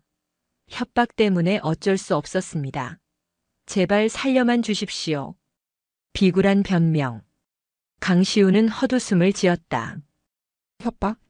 5천만 원짜리 시계를 차고 도박판을 전전하던 게 협박 때문이었나? 내 놈의 탐욕이 내 눈을 멀게 한 거지. 강시우가 최민재의 앞으로 다가갔다. 최민재는 그녀의 군화발을 잡고 매달렸다. 다시는 안 그러겠습니다. 제가 증인이 되겠습니다. 박소령의 비리 다 불겠습니다. 늦었어. 기회는 아까 차 안에서 줬었다. 군인에게 가장 치욕스러운 게 뭔지 아나? 적에게 지는 게 아니다. 전우를 배신하고 등에 칼을 꽂는 것이다. 너는 군인의 명예를 팔아먹은 것도 모자라 영혼까지 팔아먹었어. 우드득. 끄악. 강시우가 최민재의 오른쪽 어깨를 밟았다. 뼈가 어긋나는 소리가 사무실을 울렸다. 최민재는 고통에 몸부림치며 바닥을 굴렀다. 이건 내 놈이 병사들을 팔아넘긴 대가다. 그리고 우드득. 이번에는 왼쪽 어깨였다. 이건 나를 배신한 대가다. 평생 숟가락도 들지 못하게 해주지. 감옥에서 주는 밥이나 받아 먹으며 내 죄를 뉘우쳐라. 최민재는 거품을 물고 기절해버렸다. 강시우는 쓰러진 그를 쓰레기 보듯 넘어섰다. 이제 남은 건 박철영 하나였다. 박철영은 공포에 질려 바지춤이 축축하게 젖어 있었다. 그는 떨리는 손으로 품 안에서 라이터를 꺼내 들었다. 그리고 책상 위에 놓인 서류 뭉치와 이동식 저장 장치에 불을 붙이려는 신용을 했다. 오지 마. 이거 비밀 장부야. 이거 태워버리면 증거도 없어. 나 건드리면 이거 다 날아가는 거야. 최후의 발악이었다. 장부를 인질로 삼아 협상을 하려는 것이다. 하지만 강시우의 눈빛은 흔들리지 않았다.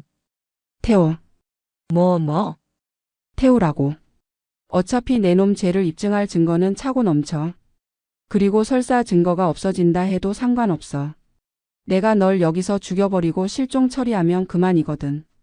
멧돼지 밥으로 던져주겠다고 했던가? 강시우가 카람빛 단검을 역수로 쥐고 한 걸음 더 다가갔다. 박철영의 손이 심하게 떨려 라이터 불조차 제대로 켜지 못했다. 미친년. 너 진짜 돌았구나. 그래. 미쳤지.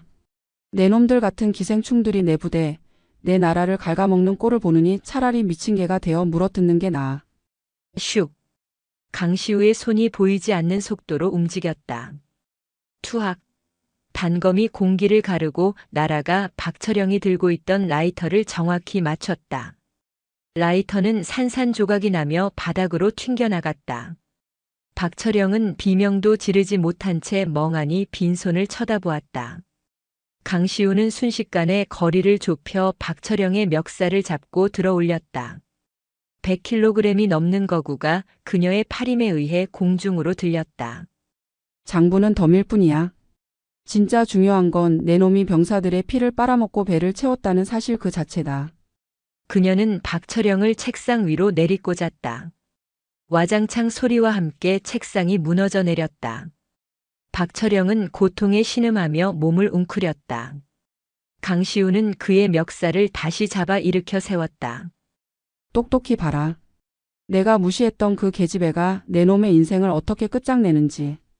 강시우는 박철영의 명치에 묵직한 주먹을 꽂았다.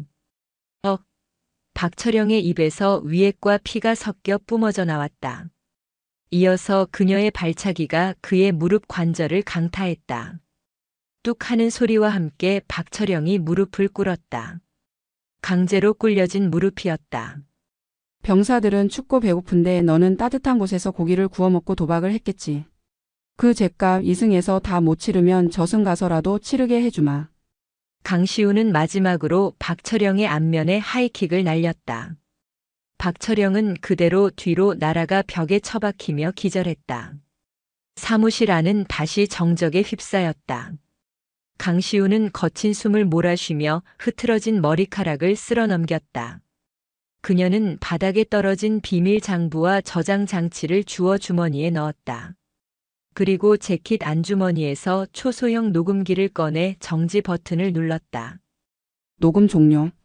완벽하군. 그때 멀리서 사이렌 소리가 들려오기 시작했다. 한 대가 아니었다. 수십 대의 차량이 이곳을 향해 달려오고 있었다. 강시우는 깨진 창문으로 다가가 밖을 내다보았다.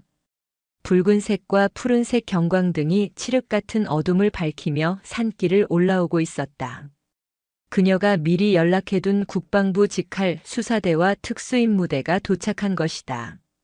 이 지역 헌병대조차 믿을 수 없어 그녀가 직접 상부의 요청에 타부대 병력을 끌고 온 것이었다. 강시우는 피 묻은 손으로 찢어진 옷매무새를 다듬었다. 몸은 만신창이었지만 그녀의 눈은 밤하늘의 별처럼 빛나고 있었다. 사냥은 끝났다. 이제는 전리품을 챙기고 승리를 선언할 시간이었다. 손머리 위로. 움직이면 쏜다. 폐공장 안으로 완전 무장을 한 특수임무대 대원들이 들이닥쳤다. 그들은 1층 바닥에 질비하게 널브러진 깡패들의 참혹한 몰골을 보고 경악을 금치 못했다. 팔다리가 꺾이고 기절한 채 신음하는 수십 명의 거구들. 마치 폭격이라도 맞은 듯한 현장이었다. 이게 대체 무슨 일이야? 이걸 혼자서 다 했다고. 선두의 선 팀장이 혀를 내둘렀다. 그때 2층 난간에서 강시우가 모습을 드러냈다. 피범벅이 된 얼굴, 찢어진 전투복 사이로 보이는 상처들. 하지만 그녀는 꼿꼿하게 서서 아래를 내려다보고 있었다. 압도적인 카리스마의 특임 대원들은 순간적으로 동작을 멈췄다. 뭘 멍하니 보고 있나? 쓰레기들 수거해. 강시우의 명령에 팀장이 정신을 차리고 경례를 붙였다. 충성. 국방부 직할 특수임무대 현장 도착했습니다. 사단장님 괜찮으십니까? 나는 괜찮다. 2층 사무실에 주범 둘이 있다. 끌어내. 대원들이 2층으로 뛰어 올라가 기절한 박철영과 최민재를 질질 끌고 내려왔다. 개처럼 끌려가는 그들의 모습은 처량하기 그지없었다. 밖으로 나가자 수사관들이 대기하고 있었다. 그들은 박철영과 최민재에게 수갑을 채우고 호송차에 태웠다. 강시우가 공장 밖으로 걸어 나오자 차가운 새벽 공기가 그녀의 뜨거워진 몸을 식혀주었다. 동이 터오고 있었다. 산등성이 너머로 붉은 해가 고개를 내밀며 어둠을 몰아냈다. 사단장님, 의무병 불러. 수사대장이 강시우의 상태를 보고 급히 소리쳤지만 강시우는 손을 들어 제지했다. 됐네. 찰과상일 뿐이야. 바로 부대로 복귀한다. 하지만 상태가. 내 병사들이 기다리고 있어. 이 꼴로 가는 게 오히려 교육상 좋겠지. 차 대기시켜. 강시우는 핏물을 닦지도 않은 채 지휘 차량에 올랐다.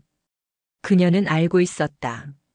100마디의 말보다 행동으로 보여주는 것이 군인의 리더십이라는 것을. 차량이 부대에 도착했을 때는 아침 점호가 막 끝난 시간이었다. 밤사이 사단장과 군수참모가 사라졌다는 소문에 부대는 어수선했다. 연병장에 모여있던 병사들은 위병소를 통과해 들어오는 지휘 차량과 그 뒤를 따르는 수십 대의 수사 차량을 보고 웅성거렸다. 강시우가 차에서 내렸다. 순간 연병장은 찬물을 끼얹은 듯 조용해졌다. 사단장의 모습은 충격 그 자체였다. 피로 물든 전투복, 헝클어진 머리, 하지만 그 어느 때보다 당당한 걸음걸이. 그녀의 뒤로 포승줄에 묶인 박철영과 최민재, 그리고 부패에 연루된 간부들이 줄줄이 끌려 나왔다. 강시우는 단상 위로 올라가지 않았다. 대신 병사들의 대열 맨 앞으로 걸어갔다. 병사들은 그녀의 기세에 눌려 마른 침을 삼켰다. 주목. 마이크도 없었지만 그녀의 목소리는 연병장 끝까지 또렷하게 전달됐다. 본관은 어제 약속했다. 너희들의 정당한 권리를 되찾아 주겠다고. 그리고 부패한 자들을 심판하겠다고. 강시우는 뒤로 끌려가는 박철영을 가리켰다. 저 자들은 너희가 먹어야 할 고기를, 너희가 입어야 할 옷을 훔쳐 자신들의 배를 불렸다. 그것은 단순한 도둑질이 아니다. 전우의 등에 칼을 꽂는 반역 행위다. 병사들의 눈빛이 달라지기 시작했다. 분노와 경멸, 그리고 사단장에 대한 경외심이 뒤섞인 눈빛이었다. 나는 707 출신이다. 내게 후퇴는 없다. 앞으로도 내 부하들을 건드리는 자는 그가 누구든 계급이 무엇이든 지구 끝까지 쫓아가서 응징할 것이다. 강시우는 병사들을 하나하나 둘러보았다. 너희는 나라를 지키러 왔지 굶주리고 무시당하러 온 것이 아니다. 오늘부터 제12사단은 다시 태어난다. 이상. 와! 병사들 사이에서 함성이 터져 나왔다. 누가 먼저랄 것도 없었다. 그동안 쌓였던 서름이, 그리고 사단장이 보여준 행동에 대한 감동이 폭발한 것이다. 사단장님 만세. 707 만세. 강시우는 희미한 미소를 지으며 병사들에게 거수 경례를 올렸다. 그것은 장군이 부하에게 하는 의례적인 경례가 아니었다. 전우로서 보내는 진심 어린 존중의 표시였다. 그로부터 일주일 후, 부대는 완전히 달라져 있었다. 군수참모 박철영과 전속부관 최민재는 군사법원에서 각각 징역 15년과 10년을 선고받았다. 그들은 계급이 박탈되고 불명예 전역 조치되었다. 그들과 결탁했던 지역 건설사 사장 장두식과 조폭들 역시 모조리 구속되었다. 강시우가 확보한 비밀 장부가 결정적인 증거가 되었다. 횡령한 금액만 수십억 원에 달했고 그 돈은 전액 환수되어 국고로 귀속되거나 부대 복지 기금으로 전환되었다. 점심시간. 강시우는 집무실이 아닌 병영식당을 찾았다. 식당 입구부터 맛있는 냄새가 진동했다. 메뉴는 소고기가 듬뿍 들어간 육개장과 제육볶음, 그리고 신선한 쌈 채소와 과일이었다. 충성. 식사 맛있게 하십시오. 배식 당번 병사들이 활기찬 목소리로 인사했다. 강시우는 식판을 받아들고 병사들 틈에 자리를 잡았다. 사단장님, 여기 앉으십시오. 아닙니다. 제 옆자리가 비었습니다. 병사들이 앞다투어 자리를 양보하려 했다. 강시우는 웃으며 아무 자리에나 털썩 앉았다. 그녀의 앞에는 갓 입대한 듯한 앳된 이등병이 앉아 있었다. 이등병은 사단장이 앞에 앉아 얼어붙어 숟가락을 입에 넣지도 못하고 있었다. 많이 먹어라. 밥이 보약이다.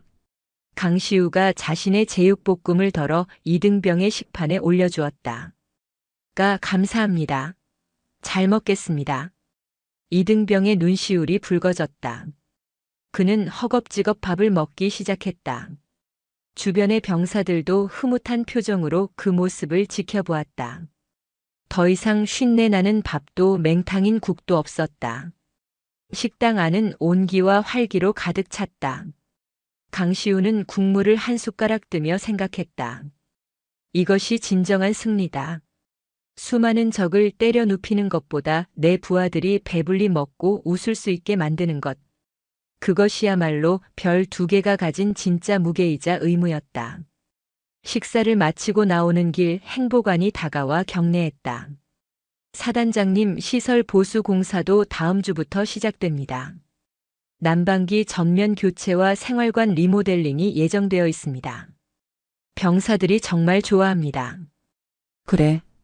꼼꼼하게 챙겨. 업자들 관리 감독 철저히 하고. 또다시 장난질 치는 놈 있으면 바로 보고해. 예, 알겠습니다. 아, 그리고 사단장님 별명을 병사들이 지었다고 합니다. 별명? 뭐지? 행보관이 머뭇거리며 웃었다. 그게 백골의 어머니라고. 강시우는 피식 웃음을 터뜨렸다. 백골의 마녀에서 백골의 어머니라. 나쁘지 않았다. 어머니라. 잔소리 좀 더 해야겠군. 그녀는 만족스러운 표정으로 연병장을 바라보았다. 겨울 바람은 여전히 찼지만 더 이상 춥게 느껴지지 않았다. 부대 깃발이 힘차게 펄럭이고 있었다. 강시우는 옷깃을 여미며 사단 본청을 향해 걸어갔다. 아직 할 일이 많았다. 하지만 이제는 혼자가 아니었다. 그녀의 뒤에는 5,000명의 든든한 아들들이 있었으니까. 겨울의 한기가 더욱 매서워진 1월의 어느 날이었다. 강시우가 사단장으로 부임한 지 한 달이 지났다. 제12보병 사단은 몰라보게 달라져 있었다. 병사들의 얼굴에는 생기가 돌았고 식단과 보급품은 규정대로, 아니 그 이상으로 풍족하게 지급되었다. 백골의 어머니라는 별명은 이제 병사들 사이에서 존경을 담은 애칭으로 완전히 자리를 잡았다. 그러나 폭풍은 완전히 지나간 것이 아니었다. 박철형과 장두식이 구속되면서 그들이 관리하던 검은 통로가 막히자 그 통로를 이용하던 더 거대한 포식자들이 굶주리기 시작했기 때문이다. 늦은 밤 사단장 집무실의 불은 꺼지지 않았다. 강시우는 작전 지도를 펼쳐놓고 생각에 잠겨 있었다. 최근 전방 관측소 GOP 인근에서 신원을 알 수 없는 민간인들의 움직임이 포착되었다는 보고가 잇따랐다. 북한군도 귀순자도 아니었다. 그들은 험준한 산악 지형을 타고 교묘하게 감시망을 피해 이동하고 있었다. 박철형이 횡령만 한 게 아니었어. 놈은 문을 열어두고 있었던 거야. 강시우는 직감했다. 군수 참모가 빼돌린 물자 중에는 경계 작전에 필수적인 야간 투시경이나 열 영상 감시 장비의 부품들도 포함되어 있었다. 그로 인해 발생한 감시 사각지대. 그곳은 누군가의 밀수 루트로 악용되고 있었다. 그때 한 라인으로 연결된 전화벨이 울렸다. 수색 대대장이었다. 충성. 수색 대대장 중령 김철수입니다. 보고드릴 사항이 있습니다. 현재 작전 구역 내 폐광산 인근에서 수상한 차량 3대와 다수의 인원을 포착했습니다. 아군의 접근을 눈치채고 도주 중입니다. 강시우의 눈매가 날카로워졌다. 단순한 약초꾼이나 등산객은 아니겠지. 네, 그렇습니다. 놈들은 흉기를 소지하고 있으며 아군 수색팀에게 위협을 가했습니다. 포획하려 했으나 산세를 너무 잘 알고 있어 놓쳤습니다. 하지만 현장에서 떨어진 물건을 하나 수거했습니다. 뭐지? 하얀 가루가 든 봉지입니다. 마약으로 추정됩니다. 강시우는 주먹을 꽉 쥐었다. 마약.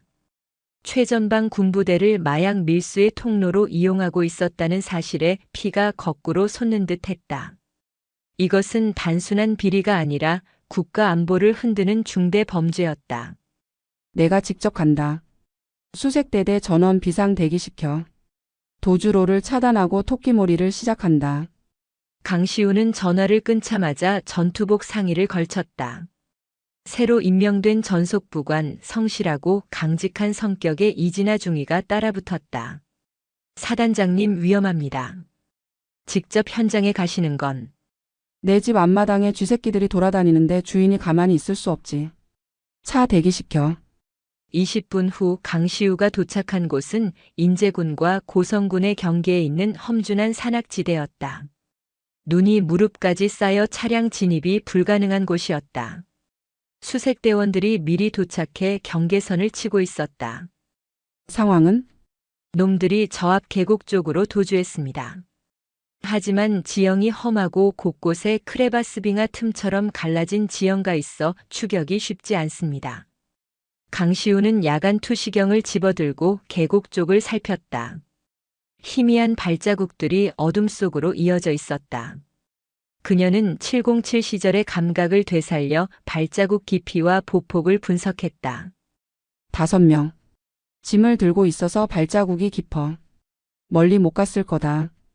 강시우는 수색대장에게 지시했다. 너희는 우회해서 테러를 막아. 나는 직접 추격한다. 사단장님, 혼자서는 무리입니다. 무리? 707에서 나는 산을 타는 게 아니라 날아다녔다. 잔말 말고 움직여. 강시우는 대답을 듣기도 전에 어둠 속으로 몸을 날렸다. 그녀의 움직임은 눈 덮인 산을 달리는 표범처럼 빠르고 은밀했다. 차가운 밤 공기가 폐를 찔렀지만 그녀의 호흡은 흐트러지지 않았다. 30분쯤 달렸을까 계곡 아래쪽 낡은 산장 폐가에서 불빛이 새어나오는 것이 보였다. 놈들의 임시 은신처인 듯 했다.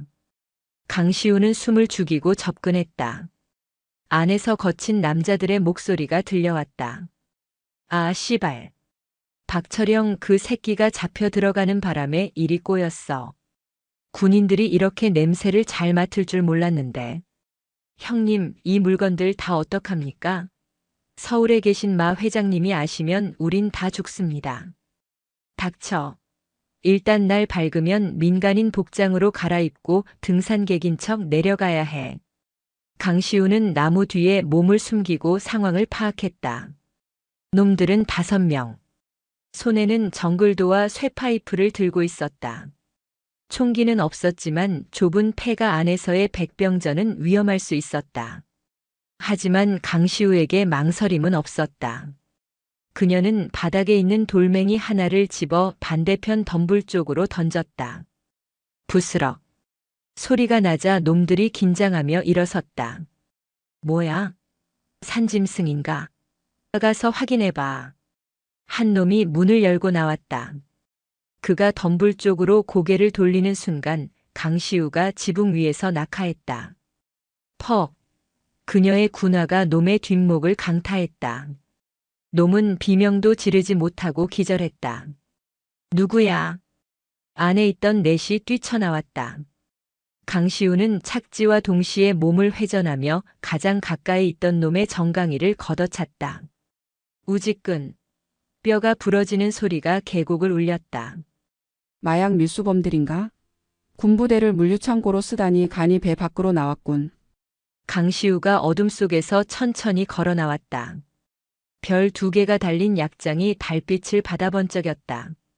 놈들은 당황했다. 여자? 군인이야? 근데 계급장이. 별. 우두머리로 보이는 자가 사시미 칼을 꺼내들며 이를 갈았다. 별이고 나발이고 우리 얼굴 봤으니 살려보낼 수 없다. 담가버려. 3명이 동시에 달려들었다. 칼날이 번뜩이며 강시우의 목을 노렸다. 하지만 그들의 동작은 707의 인간 병기 눈에는 슬로비디오처럼 보였다. 강시우는 상체를 숙여 첫 번째 칼날을 피하고 놈의 손목을 낚아채 꺾었다. 칼이 떨어지기도 전에 그녀의 팔꿈치가 놈의 턱을 올려쳤다. 퍽. 놈이 공중으로 붕 떴다 떨어졌다. 2번째 놈이 쇠파이프를 휘둘렀지만 강시우는 이미 놈의 품 안으로 파고든 뒤였다. 그녀는 양손으로 놈의 머리를 잡고 자신의 무릎으로 찍어내렸다. 과각. 코뼈가 함몰되며 놈이 피를 뿜고 쓰러졌다. 마지막 남은 우두머리가 공포에 질려 뒷걸음질 쳤다. 너 정체가 뭐야? 특수부대야? 강시우는 쓰러진 놈들의 몸을 넘어 우두머리에게 다가갔다. 이 구역 사단장이다. 그리고 너희 같은 쓰레기들을 치우는 청소부지. 우두머리가 발악하며 칼을 휘둘렀다. 강시우는 가볍게 피한 뒤 놈의 명치를 주먹으로 가격했다. 숨이 턱 막힌 놈이 무릎을 꿇었다. 강시우는 놈의 멱살을 잡아 올렸다. 서울에 있다는 마 회장이 누구지? 불어. 마석도 회장. 알면 다쳐. 그 사람은 악마야.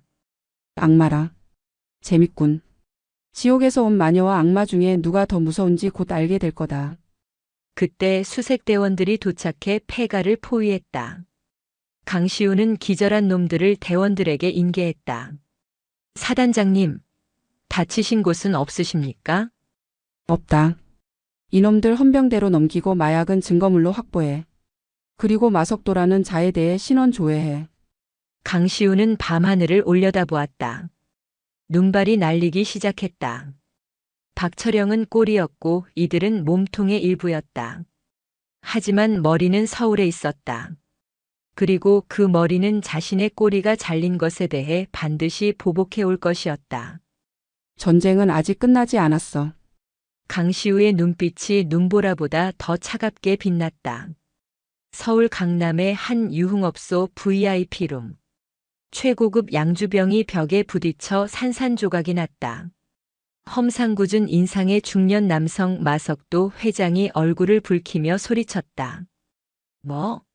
물건도 뺏기고 애들도 잡혀갔어? 그 여자가 직접 와서 다 때려잡았다고. 그는 국내 최대 마약 조직인 흑사파의 두목이었다.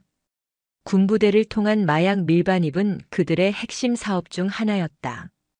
검문 검색이 까다로운 항만이나 공항 대신 매수된 군 간부들을 이용해 허술한 전방 지역을 뚫는 것은 그들의 필승 전략이었다. 하지만 강시우라는 듣도 보도 못한 여자가 나타나 그 루트를 박살 내버린 것이다. 형님, 그 여자가 보통이 아닙니다. 707 출신에다가 깡다구가 장난이 아니랍니다. 박소령도 그 여자한테 당해서 감방에 갔고요. 부하의 보고에 마석도는 이를 갈았다. 감히 내 사업을 망쳐? 별 2개면 다야? 군인 나부랭이가 세상 무서운 줄 모르고 날뛰는구먼. 마석도는 담배를 비벼 끄며 잔혹한 미소를 지었다. 군인은 명예를 먹고 살지. 그리고 국민을 지켜야 한다는 강박관념이 있어. 그걸 이용해야지. 어떻게 하시려고요? 인제군 쪽 외곽에 우리 애들이 관리하는 펜션이 하나 있지? 내일 그 근처 마을회관에서 군인들이 대민지원 봉사활동을 한다고 들었다. 그리고 그 마을 이장이 그 여자가 아끼는 병사의 할머니라지. 마석도의 눈빛이 뱀처럼 번들거렸다.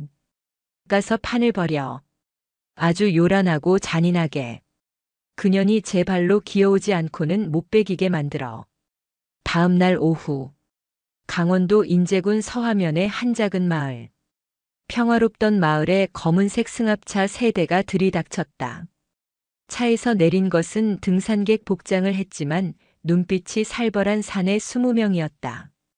그들은 마을 회관으로 쳐들어가 봉사활동 중이던 병사 5명과 마을 주민 10여 명을 억류했다. 다들 꼼짝 마. 허튼 수작 부리면 이 할망구 목이 날아갈 줄 알아.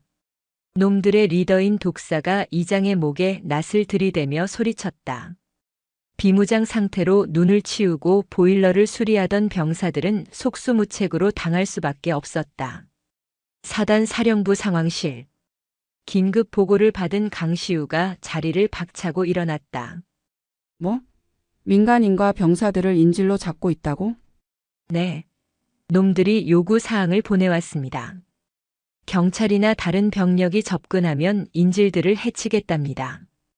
오직 사단장님 혼자서 비무장으로 오라고 합니다. 안 그러면 10분마다 인질 손가락을 하나씩 자르겠답니다. 명백한 함정이었다. 참모들이 만류했다. 사단장님 절대 가시면 안 됩니다. 이건 테러입니다. 대테러 부대와 경찰 특공대를 불러야 합니다. 그들이 도착하려면 최소 1시간은 걸려. 그 사이에 내 병사들과 주민들이 다친다. 강시우는 전투복 상의를 벗고 방한 내피만 입었다. 그리고 허리춤에 감춰두었던 카람빗 단검을 챙겨 군화 속에 숨겼다. 비무장으로 오라고 했으니 총은 안 가져간다. 사단장님, 상황실장은 저격수들을 배치하고 내 신호를 기다려. 내가 놈들의 시선을 끄는 동안 특임대가 뒤쪽으로 진입한다. 단 인질 안전이 확보되기 전까진 절대 발포하지 마. 강시우는 지휘관의 표식을 모두 떼어내고 일반 차량을 타고 현장으로 향했다. 하늘에서는 굵은 눈발이 펑펑 쏟아지고 있었다. 시야가 확보되지 않는 최악의 기상 조건이었다. 하지만 강시우에게는 오히려 기회였다. 눈보라는 훌륭한 은폐막이 되어줄 테니까. 마을회관 앞마당. 독사는 시계를 보며 낄낄거렸다. 시간 다 됐다. 그년 안 오나 본데?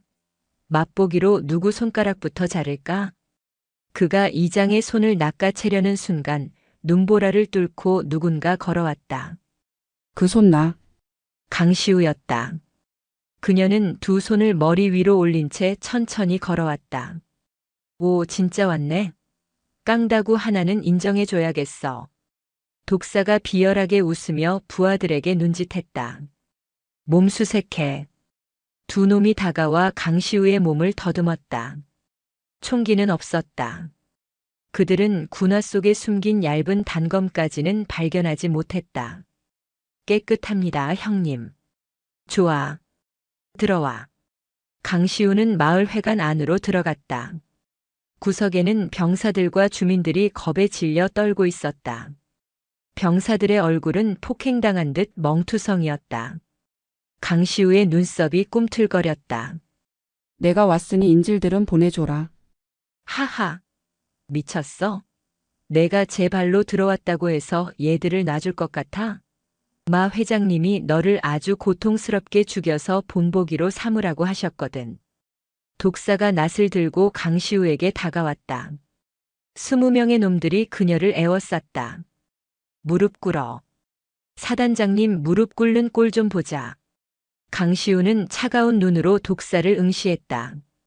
마석도가 시키더냐? 고작 이런 양아치 짓이나 하라고? 뭐? 인연이 죽고 싶어서 환장했나? 독사가 화를 내며 낫을 휘둘렀다. 그 순간이었다.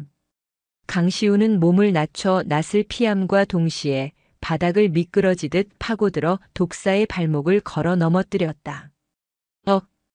독사가 넘어지는 사이 강시우는 번개같이 일어나 그의 손목을 밟아 낫을 떨어뜨렸다.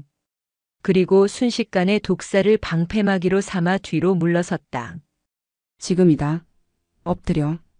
강시우가 소리치자 훈련받은 병사들이 반사적으로 주민들을 감싸고 바닥에 엎드렸다. 동시에 창문이 와장창 깨지며 연막탄이 안으로 날아들었다. 펑! 하얀 연기가 회관 안을 가득 채웠다. 강시우가 미리 지시해둔 신호였다. 콜록콜록. 뭐야? 앞이 안 보여.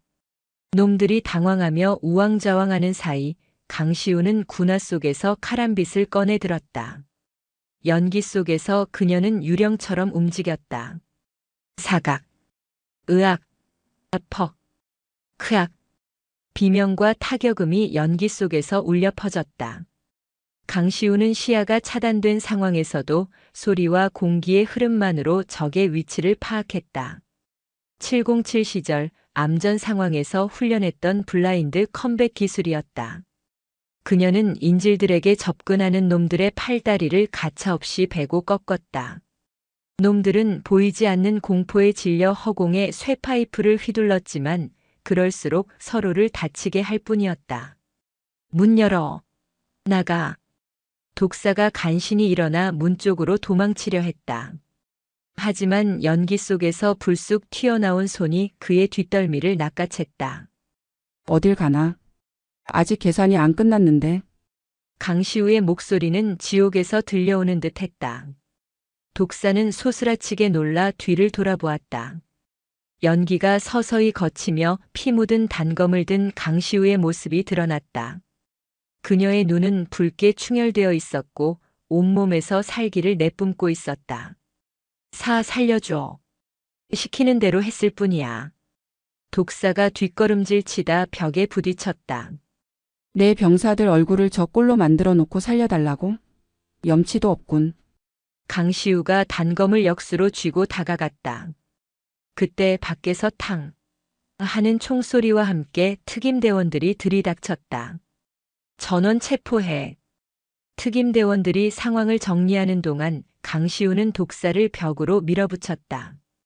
마석도에게 전해. 다음엔 내가 직접 서울로 간다고. 목 닫고 기다리라고. 강시우는 독사의 명치를 주먹으로 가격해 기절시켰다. 상황은 종료되었다. 인질들은 모두 무사했다. 병사들이 달려와 강시우에게 안겼다. 사단장님, 감사합니다. 정말 죽는 줄 알았습니다. 고생했다. 너희가 무사하면 됐다. 강시우는 병사들의 어깨를 다독여 주었다. 하지만 그녀의 표정은 밝지 않았다. 마석도.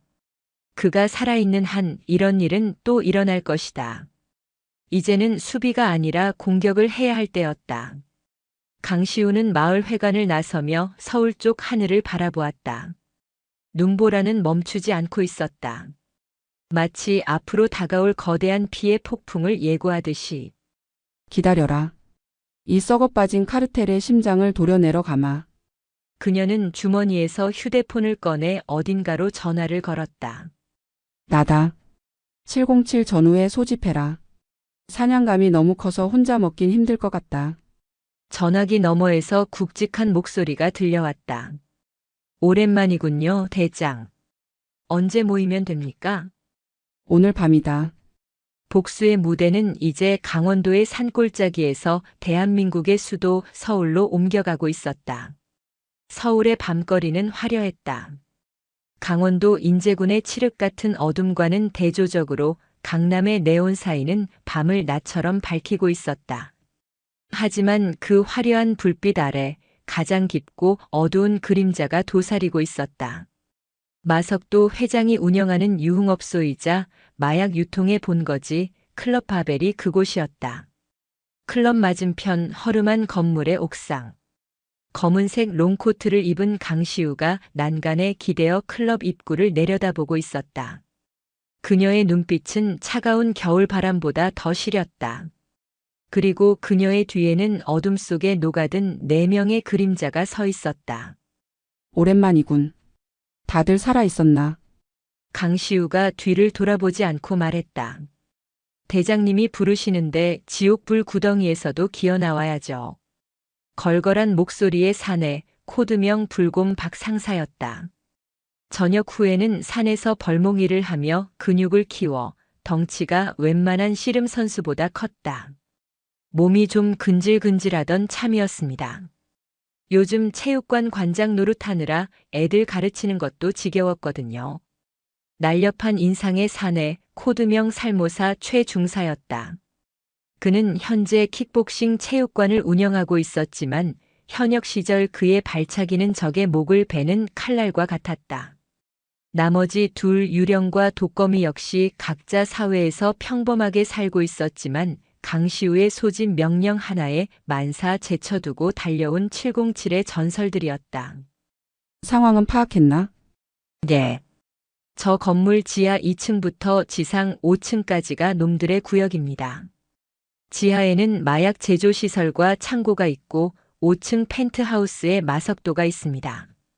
입구 경비만 30명, 내부에 100여 명의 병력이 깔려 있습니다. 유령이 태블릿 PC가 아닌 종이 지도를 펼치며 브리핑했다.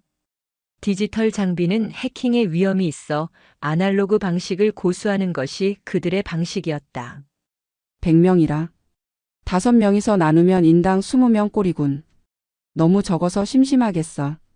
강시우의 농담에 대원들이 낄낄거렸다. 그들에게 100명의 조폭은 그저 몸풀기 상대에 불과했다.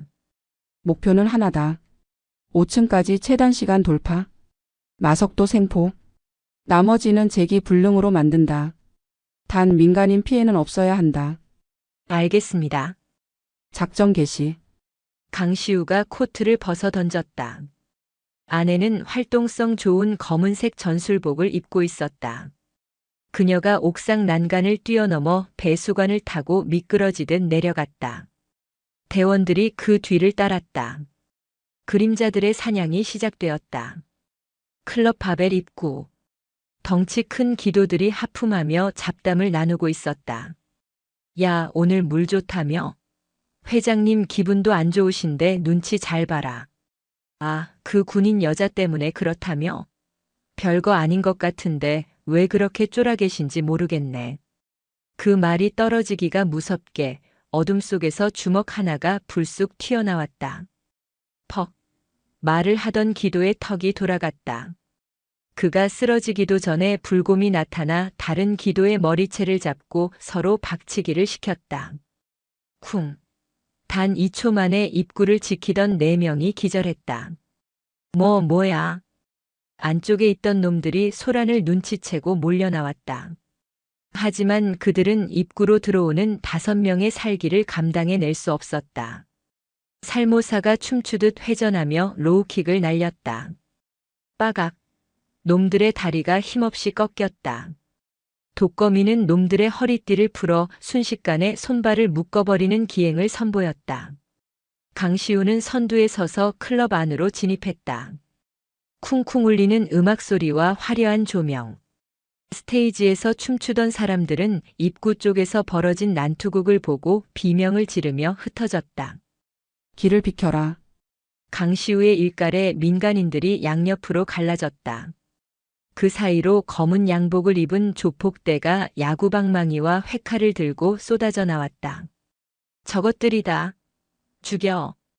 50여 명의 조폭이 1층 홀을 가득 메웠다.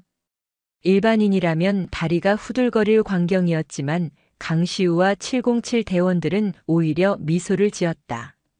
불곰 중앙 돌파. 살모사 독거미 좌우 날개. 유령 후방 지원.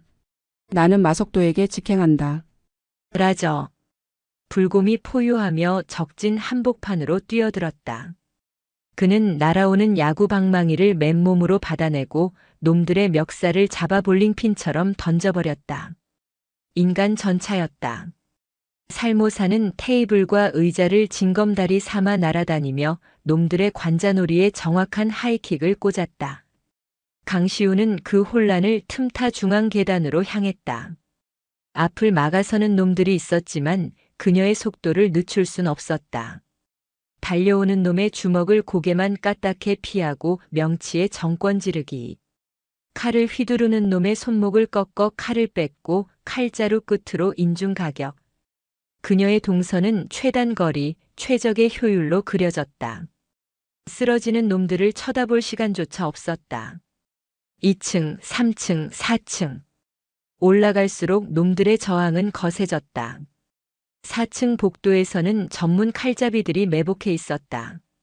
좁은 복도에서의 칼싸움은 위험했다. 여기까지 온 건 칭찬해주지. 하지만 여기서 끝이다. 칼잡이 리더가 쌍칼을 휘두르며 덤벼들었다. 강시우는 허리춤에서 3단봉을 꺼내 펼쳤다. 촥! 말이 많군. 강시우가 3단봉으로 칼날을 쳐냈다. 챙! 불꽃이 튀었다. 리더가 쉴 새 없이 몰아쳤지만 강시우는 뒤로 물러서지 않고 오히려 앞으로 파고들었다. 상대의 공격 리듬을 읽고 그 박자 사이로 파고드는 카운터. 칼이 교차하는 찰나 강시우의 3단봉이 놈의 손등을 강타했다. 악! 칼을 떨어뜨린 놈의 턱을 강시우의 무릎이 올려쳤다. 놈이 뒤로 넘어가며 복도의 장식장을 들이받았다. 나머지 칼잡이들도 뒤따라 올라온 살모사와 독거미에게 정리되었다. 대장님, 5층으로 가십시오. 여긴 저희가 맡겠습니다.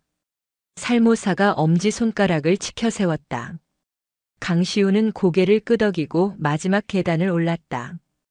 5층. 펜트하우스.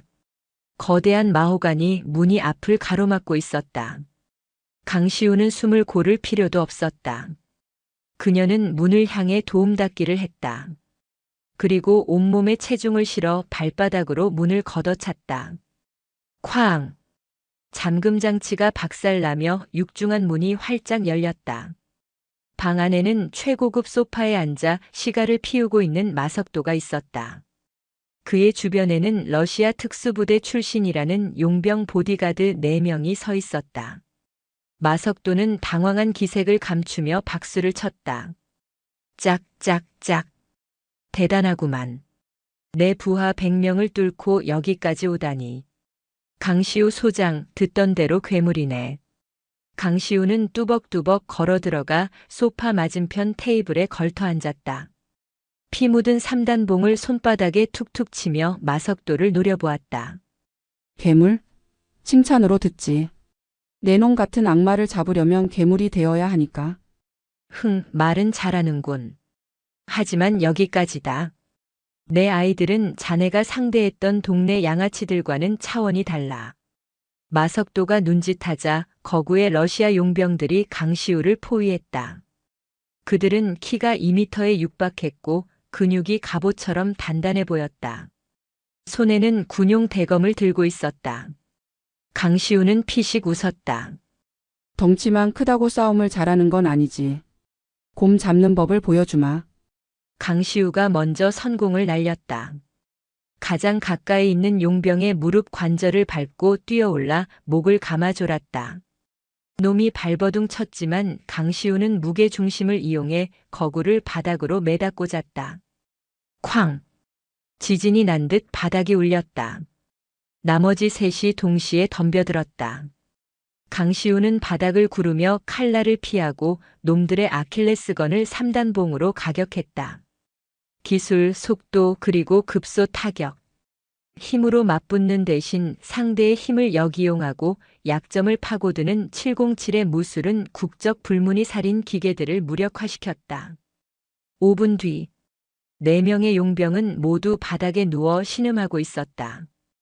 팔다리가 기괴하게 꺾인 채였다. 방 안에는 이제 강시우와 마석도 단둘만이 남았다. 마석도의 얼굴에서 여유가 사라졌다. 시가가 바닥으로 떨어졌다. 그는 떨리는 손으로 소파 뒤에 숨겨둔 샷건을 꺼내 들려 했다. 하지만 강시우가 더 빨랐다. 그녀가 던진 3단봉이 마석도의 손목을 정확히 때렸다. 끄악! 마석도가 총을 떨어뜨리고 손목을 부여잡았다. 강시우는 천천히 그에게 다가갔다. 그녀의 그림자가 마석도를 덮쳤다. 총? 대한민국에서 그것도 군인 앞에서 총을 꺼내? 간이 배 밖으로 나왔구나. 강시우가 마석도의 멱살을 잡아 소파에서 끌어내렸다. 천하의 마석도 회장이 바닥에 내동댕이 쳐졌다. 잠깐. 대화로 하자. 돈이 필요해? 100억? 아니, 500억 주지. 평생 놀고 먹게 해줄게. 자네 별 하나 더 달고 싶지 않아? 내가 국회 국방위원들도 다 알아. 참모총장 시켜줄게. 마석도가 바닥을 기며 애원했다. 돈과 권력, 그가 평생 믿어왔던 무기들을 꺼내들었다. 강시우는 그를 내려다보며 차갑게 대꾸했다. 500억? 참모총장? 내 놈이 훔쳐간 내 병사들의 밥값 그리고 추위에 떨었던 그들의 고통은 돈으로 환산할 수 없어. 그녀는 마석도의 넥타이를 잡아 질질 끌고 창가로 갔다. 아래는 까마득한 5층 높이였다. 그리고 나는 이미 별이 2개야. 더 이상은 필요 없어. 내가 필요한 건 내 놈이 법의 심판을 받고 다시는 내 부하들을 건드리지 못하게 만드는 것뿐이다. 그때 밖에서 사이렌 소리가 들려왔다. 이번에는 경찰차가 아니었다. 헌병대와 검찰 합동 수사팀이었다. 강시우가 미리 넘겨준 정보를 토대로 대대적인 검거 작전이 시작된 것이다. 들리나? 내 놈의 제국이 무너지는 소리가. 강시우는 마석도를 창틀에 밀어붙였다. 마석도는 공포에 질려 오줌을 지렸다. 자, 잘못했어요. 살려주세요. 강시우는 그의 귓가에 속삭였다. 감옥에 가서 뼈저리게 느껴라. 내가 괴롭혔던 힘없는 사람들이 느꼈을 공포를. 그리고 기도해라. 내가 다시 찾아가지 않기를. 그녀는 마석도를 바닥에 패대기 쳤다. 그는 더 이상 마약왕도 회장님도 아니었다. 그저 겁에 질린 늙은 범죄자일 뿐이었다. 잠시 후 707 대원들이 올라왔다. 그들의 옷도 찢어지고 피가 묻어 있었지만 표정만은 밝았다. 1층부터 4층까지 청소 끝났습니다, 대장님. 아주 깨끗합니다. 불곰이 엄지를 세웠다. 강시우는 대원들을 보며 미소 지었다. 수고했다. 오늘 회식은 내가 쏜다. 메뉴는 삼겹살이다. 에이, 대장님. 500억 제안 받으셨다면서요? 소고기 정도는 사셔야죠. 살모사의 너스레에 모두가 웃음을 터뜨렸다. 서울의 밤 바벨탑은 무너졌고 진짜 영웅들은 승리의 미소를 짓고 있었다. 마석도 검거 사건은 대한민국을 발칵 뒤집어 놓았다. 현역 여군 소장, 조폭 소굴 직접 타격, 마약 카르텔 일망타진 등의 헤드라인이 연일 뉴스를 장식했다. 마석도의 장부에서 나온 정관계 로비 리스트로 인해 국회의원과 고위 간부 수십 명이 줄줄이 구속되었다. 강시우는 일약 스타가 되었다. 국민들은 부패를 척결하고 병사들을 위해 직접 몸을 던진 그녀에게 열광했다. 참군인, 걸크러시 장군이라는 수식어가 따라붙었다. 하지만 강시우는 모든 인터뷰와 방송 출연을 거절했다. 그녀가 있어야 할 곳은 화려한 스포트라이트 아래가 아니라 차가운 바람이 부는 전방 부대였기 때문이다. 계절이 바뀌었다. 혹독했던 겨울이 가고 인제군 원통리에도 봄이 찾아왔다. 얼어붙었던 계곡물이 녹아 흐르고 앙상했던 나뭇가지에는 연두색 새싹이 돋아났다. 제12보병사단 연병장. 따스한 봄 햇살 아래 전 병력이 모여 있었다. 오늘은 부대 개방 행사가 있는 날이었다. 병사들의 가족과 애인 그리고 지역 주민들이 부대를 방문해 함께 식사하고 즐기는 날이었다. 과거에는 보여주기식 행사에 불과했지만 오늘은 달랐다. 연병장 곳곳에는 웃음꽃이 피어났다. 와, 군대 밥이 이렇게 잘 나와? 우리 아들 살찐 거 봐라. 엄마, 나 진짜 잘 지내. 사단장님이 진짜 잘 챙겨주셔. 병사들은 가족들에게 자랑스럽게 부대를 소개했다. 리모델링된 생활관은 쾌적했고 식당에서는 뷔페식 식사가 제공되었다. 무엇보다 병사들의 표정에서 그늘을 찾아볼 수 없었다. 그들은 군인으로서의 자부심을 되찾았다. 강시우는 정복 차림으로 행사장을 둘러보고 있었다. 그녀가 지나갈 때마다 병사들과 가족들이 환호하며 박수를 보냈다. 사단장님, 감사합니다. 장군님 덕분에 발 뻗고 잡니다. 어떤 할머니는 강시우의 손을 잡고 눈물을 흘리기도 했다. 지난 겨울 인질극 사건 때 강시우가 구해준 마을 이장이었다. 장군님 아니었으면 우리 다 죽었을겨. 이 은혜를 평생 어떻게 갚나.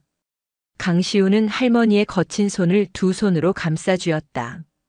어르신 군인이 국민을 지키는 건 당연한 일입니다. 건강하게 오래오래 사십시오. 그녀의 미소는 더 이상 차가운 얼음장이 아니었다. 봄 햇살처럼 따뜻하고 부드러웠다. 행사장 한쪽 전속부관 이진아 중위가 다가왔다. 사단장님, 국방부 장관님 전화입니다. 이번 작전의 공로를 치하하며 훈장 수여와 함께 군단장 진급을 고려하시겠답니다. 서울로 올라오시라고 합니다. 군단장. 3스타. 군인이라면 누구나 꿈꾸는 자리였다. 서울로 가면 더 높은 명예와 편안한 생활이 보장될 것이다. 하지만 강시우는 연병장에서 뛰어노는 병사들과 그들의 가족을 바라보았다. 그리고 시선을 돌려 멀리 보이는 철책선을 응시했다. 거절한다고 전해. 네. 하지만 이진아 중위가 놀라서 되물었다. 나는 아직 이곳에서 할 일이 남았다. 내 아이들이 전역 신고를 할 때까지 이 울타리를 지켜주는 게 내 임무야. 별 하나 더 다는 것보다 병사들 밥 한 끼 더 챙겨주는 게 나한테는 더 중요해. 강시우의 단호한 말에 이진아 중위는 미소를 지으며 고개를 끄덕였다. 역시 사단장님이십니다. 알겠습니다. 강시우는 다시 발걸음을 옮겼다. 그때 취사장에서 고기 굽는 냄새가 바람을 타고 날아왔다. 과거 썩은 내가 진동했던 그곳은 이제 가장 행복한 냄새가 나는 곳으로 바뀌어 있었다. 한 병사가 쭈뼛거리며 강시우에게 다가왔다. 그녀가 첫 부임날 병영식당에서 만났던 그 앳된 병사였다. 이제는 어엿한 일병이 되어 있었다. 사단장님, 이거. 병사가 내민 것은 투박하게 접은 종이약 한 마리와 초코파이 하나였다. 제가 휴가 나가서 사온 건데 꼭 드리고 싶었습니다. 아니, 우리를 사람 대접해 주셔서 감사합니다. 강시우는 잠시 멍하니 초코파이를 바라보았다. 500억 원의 뇌물도 눈 하나 깜짝하지 않고 거절했던 그녀였다. 하지만 이 작은 초코파이 하나가 가슴을 묵직하게 울렸다. 그녀는 초코파이를 받아들고 종이약을 정복 윗주머니에 소중하게 넣었다. 고맙다. 내 군 생활 통틀어 받은 뇌물 중에 가장 비싸고 값진 거구나. 병사가 활짝 웃으며 경례를 붙였다. 충성. 사단장님 사랑합니다. 그래, 나도 사랑한다. 내 아들들아. 강시우는 병사의 어깨를 두드려 주었다. 어디선가 봄바람이 불어와 그녀의 머리카락을 흩날렸다. 그녀는 하늘을 올려다보았다. 파란 하늘에 하얀 구름이 흘러가고 있었다. 707 시절 그녀는 적을 죽이는 기술만을 배웠다. 하지만 이곳에서 그녀는 사람을 살리는 법을 배웠다. 백골의 처단자는 이제 없다. 이곳에는 오직 5,000명 아들의 어머니이자 대한민국을 지키는 가장 든든한 방패 강시우 소장이 있을 뿐이다. 전 부대 주목. 강시우가 외치자 연병장의 시선이 집중되었다. 오늘 하루는 계급장 떼고 다 같이 즐긴다. 이상. 와! 함성이 메아리치며 인제군의 산하를 뒤덮었다. 별을 단 707 강시우의 전설은 이제 막 진짜 시작되고 있었다.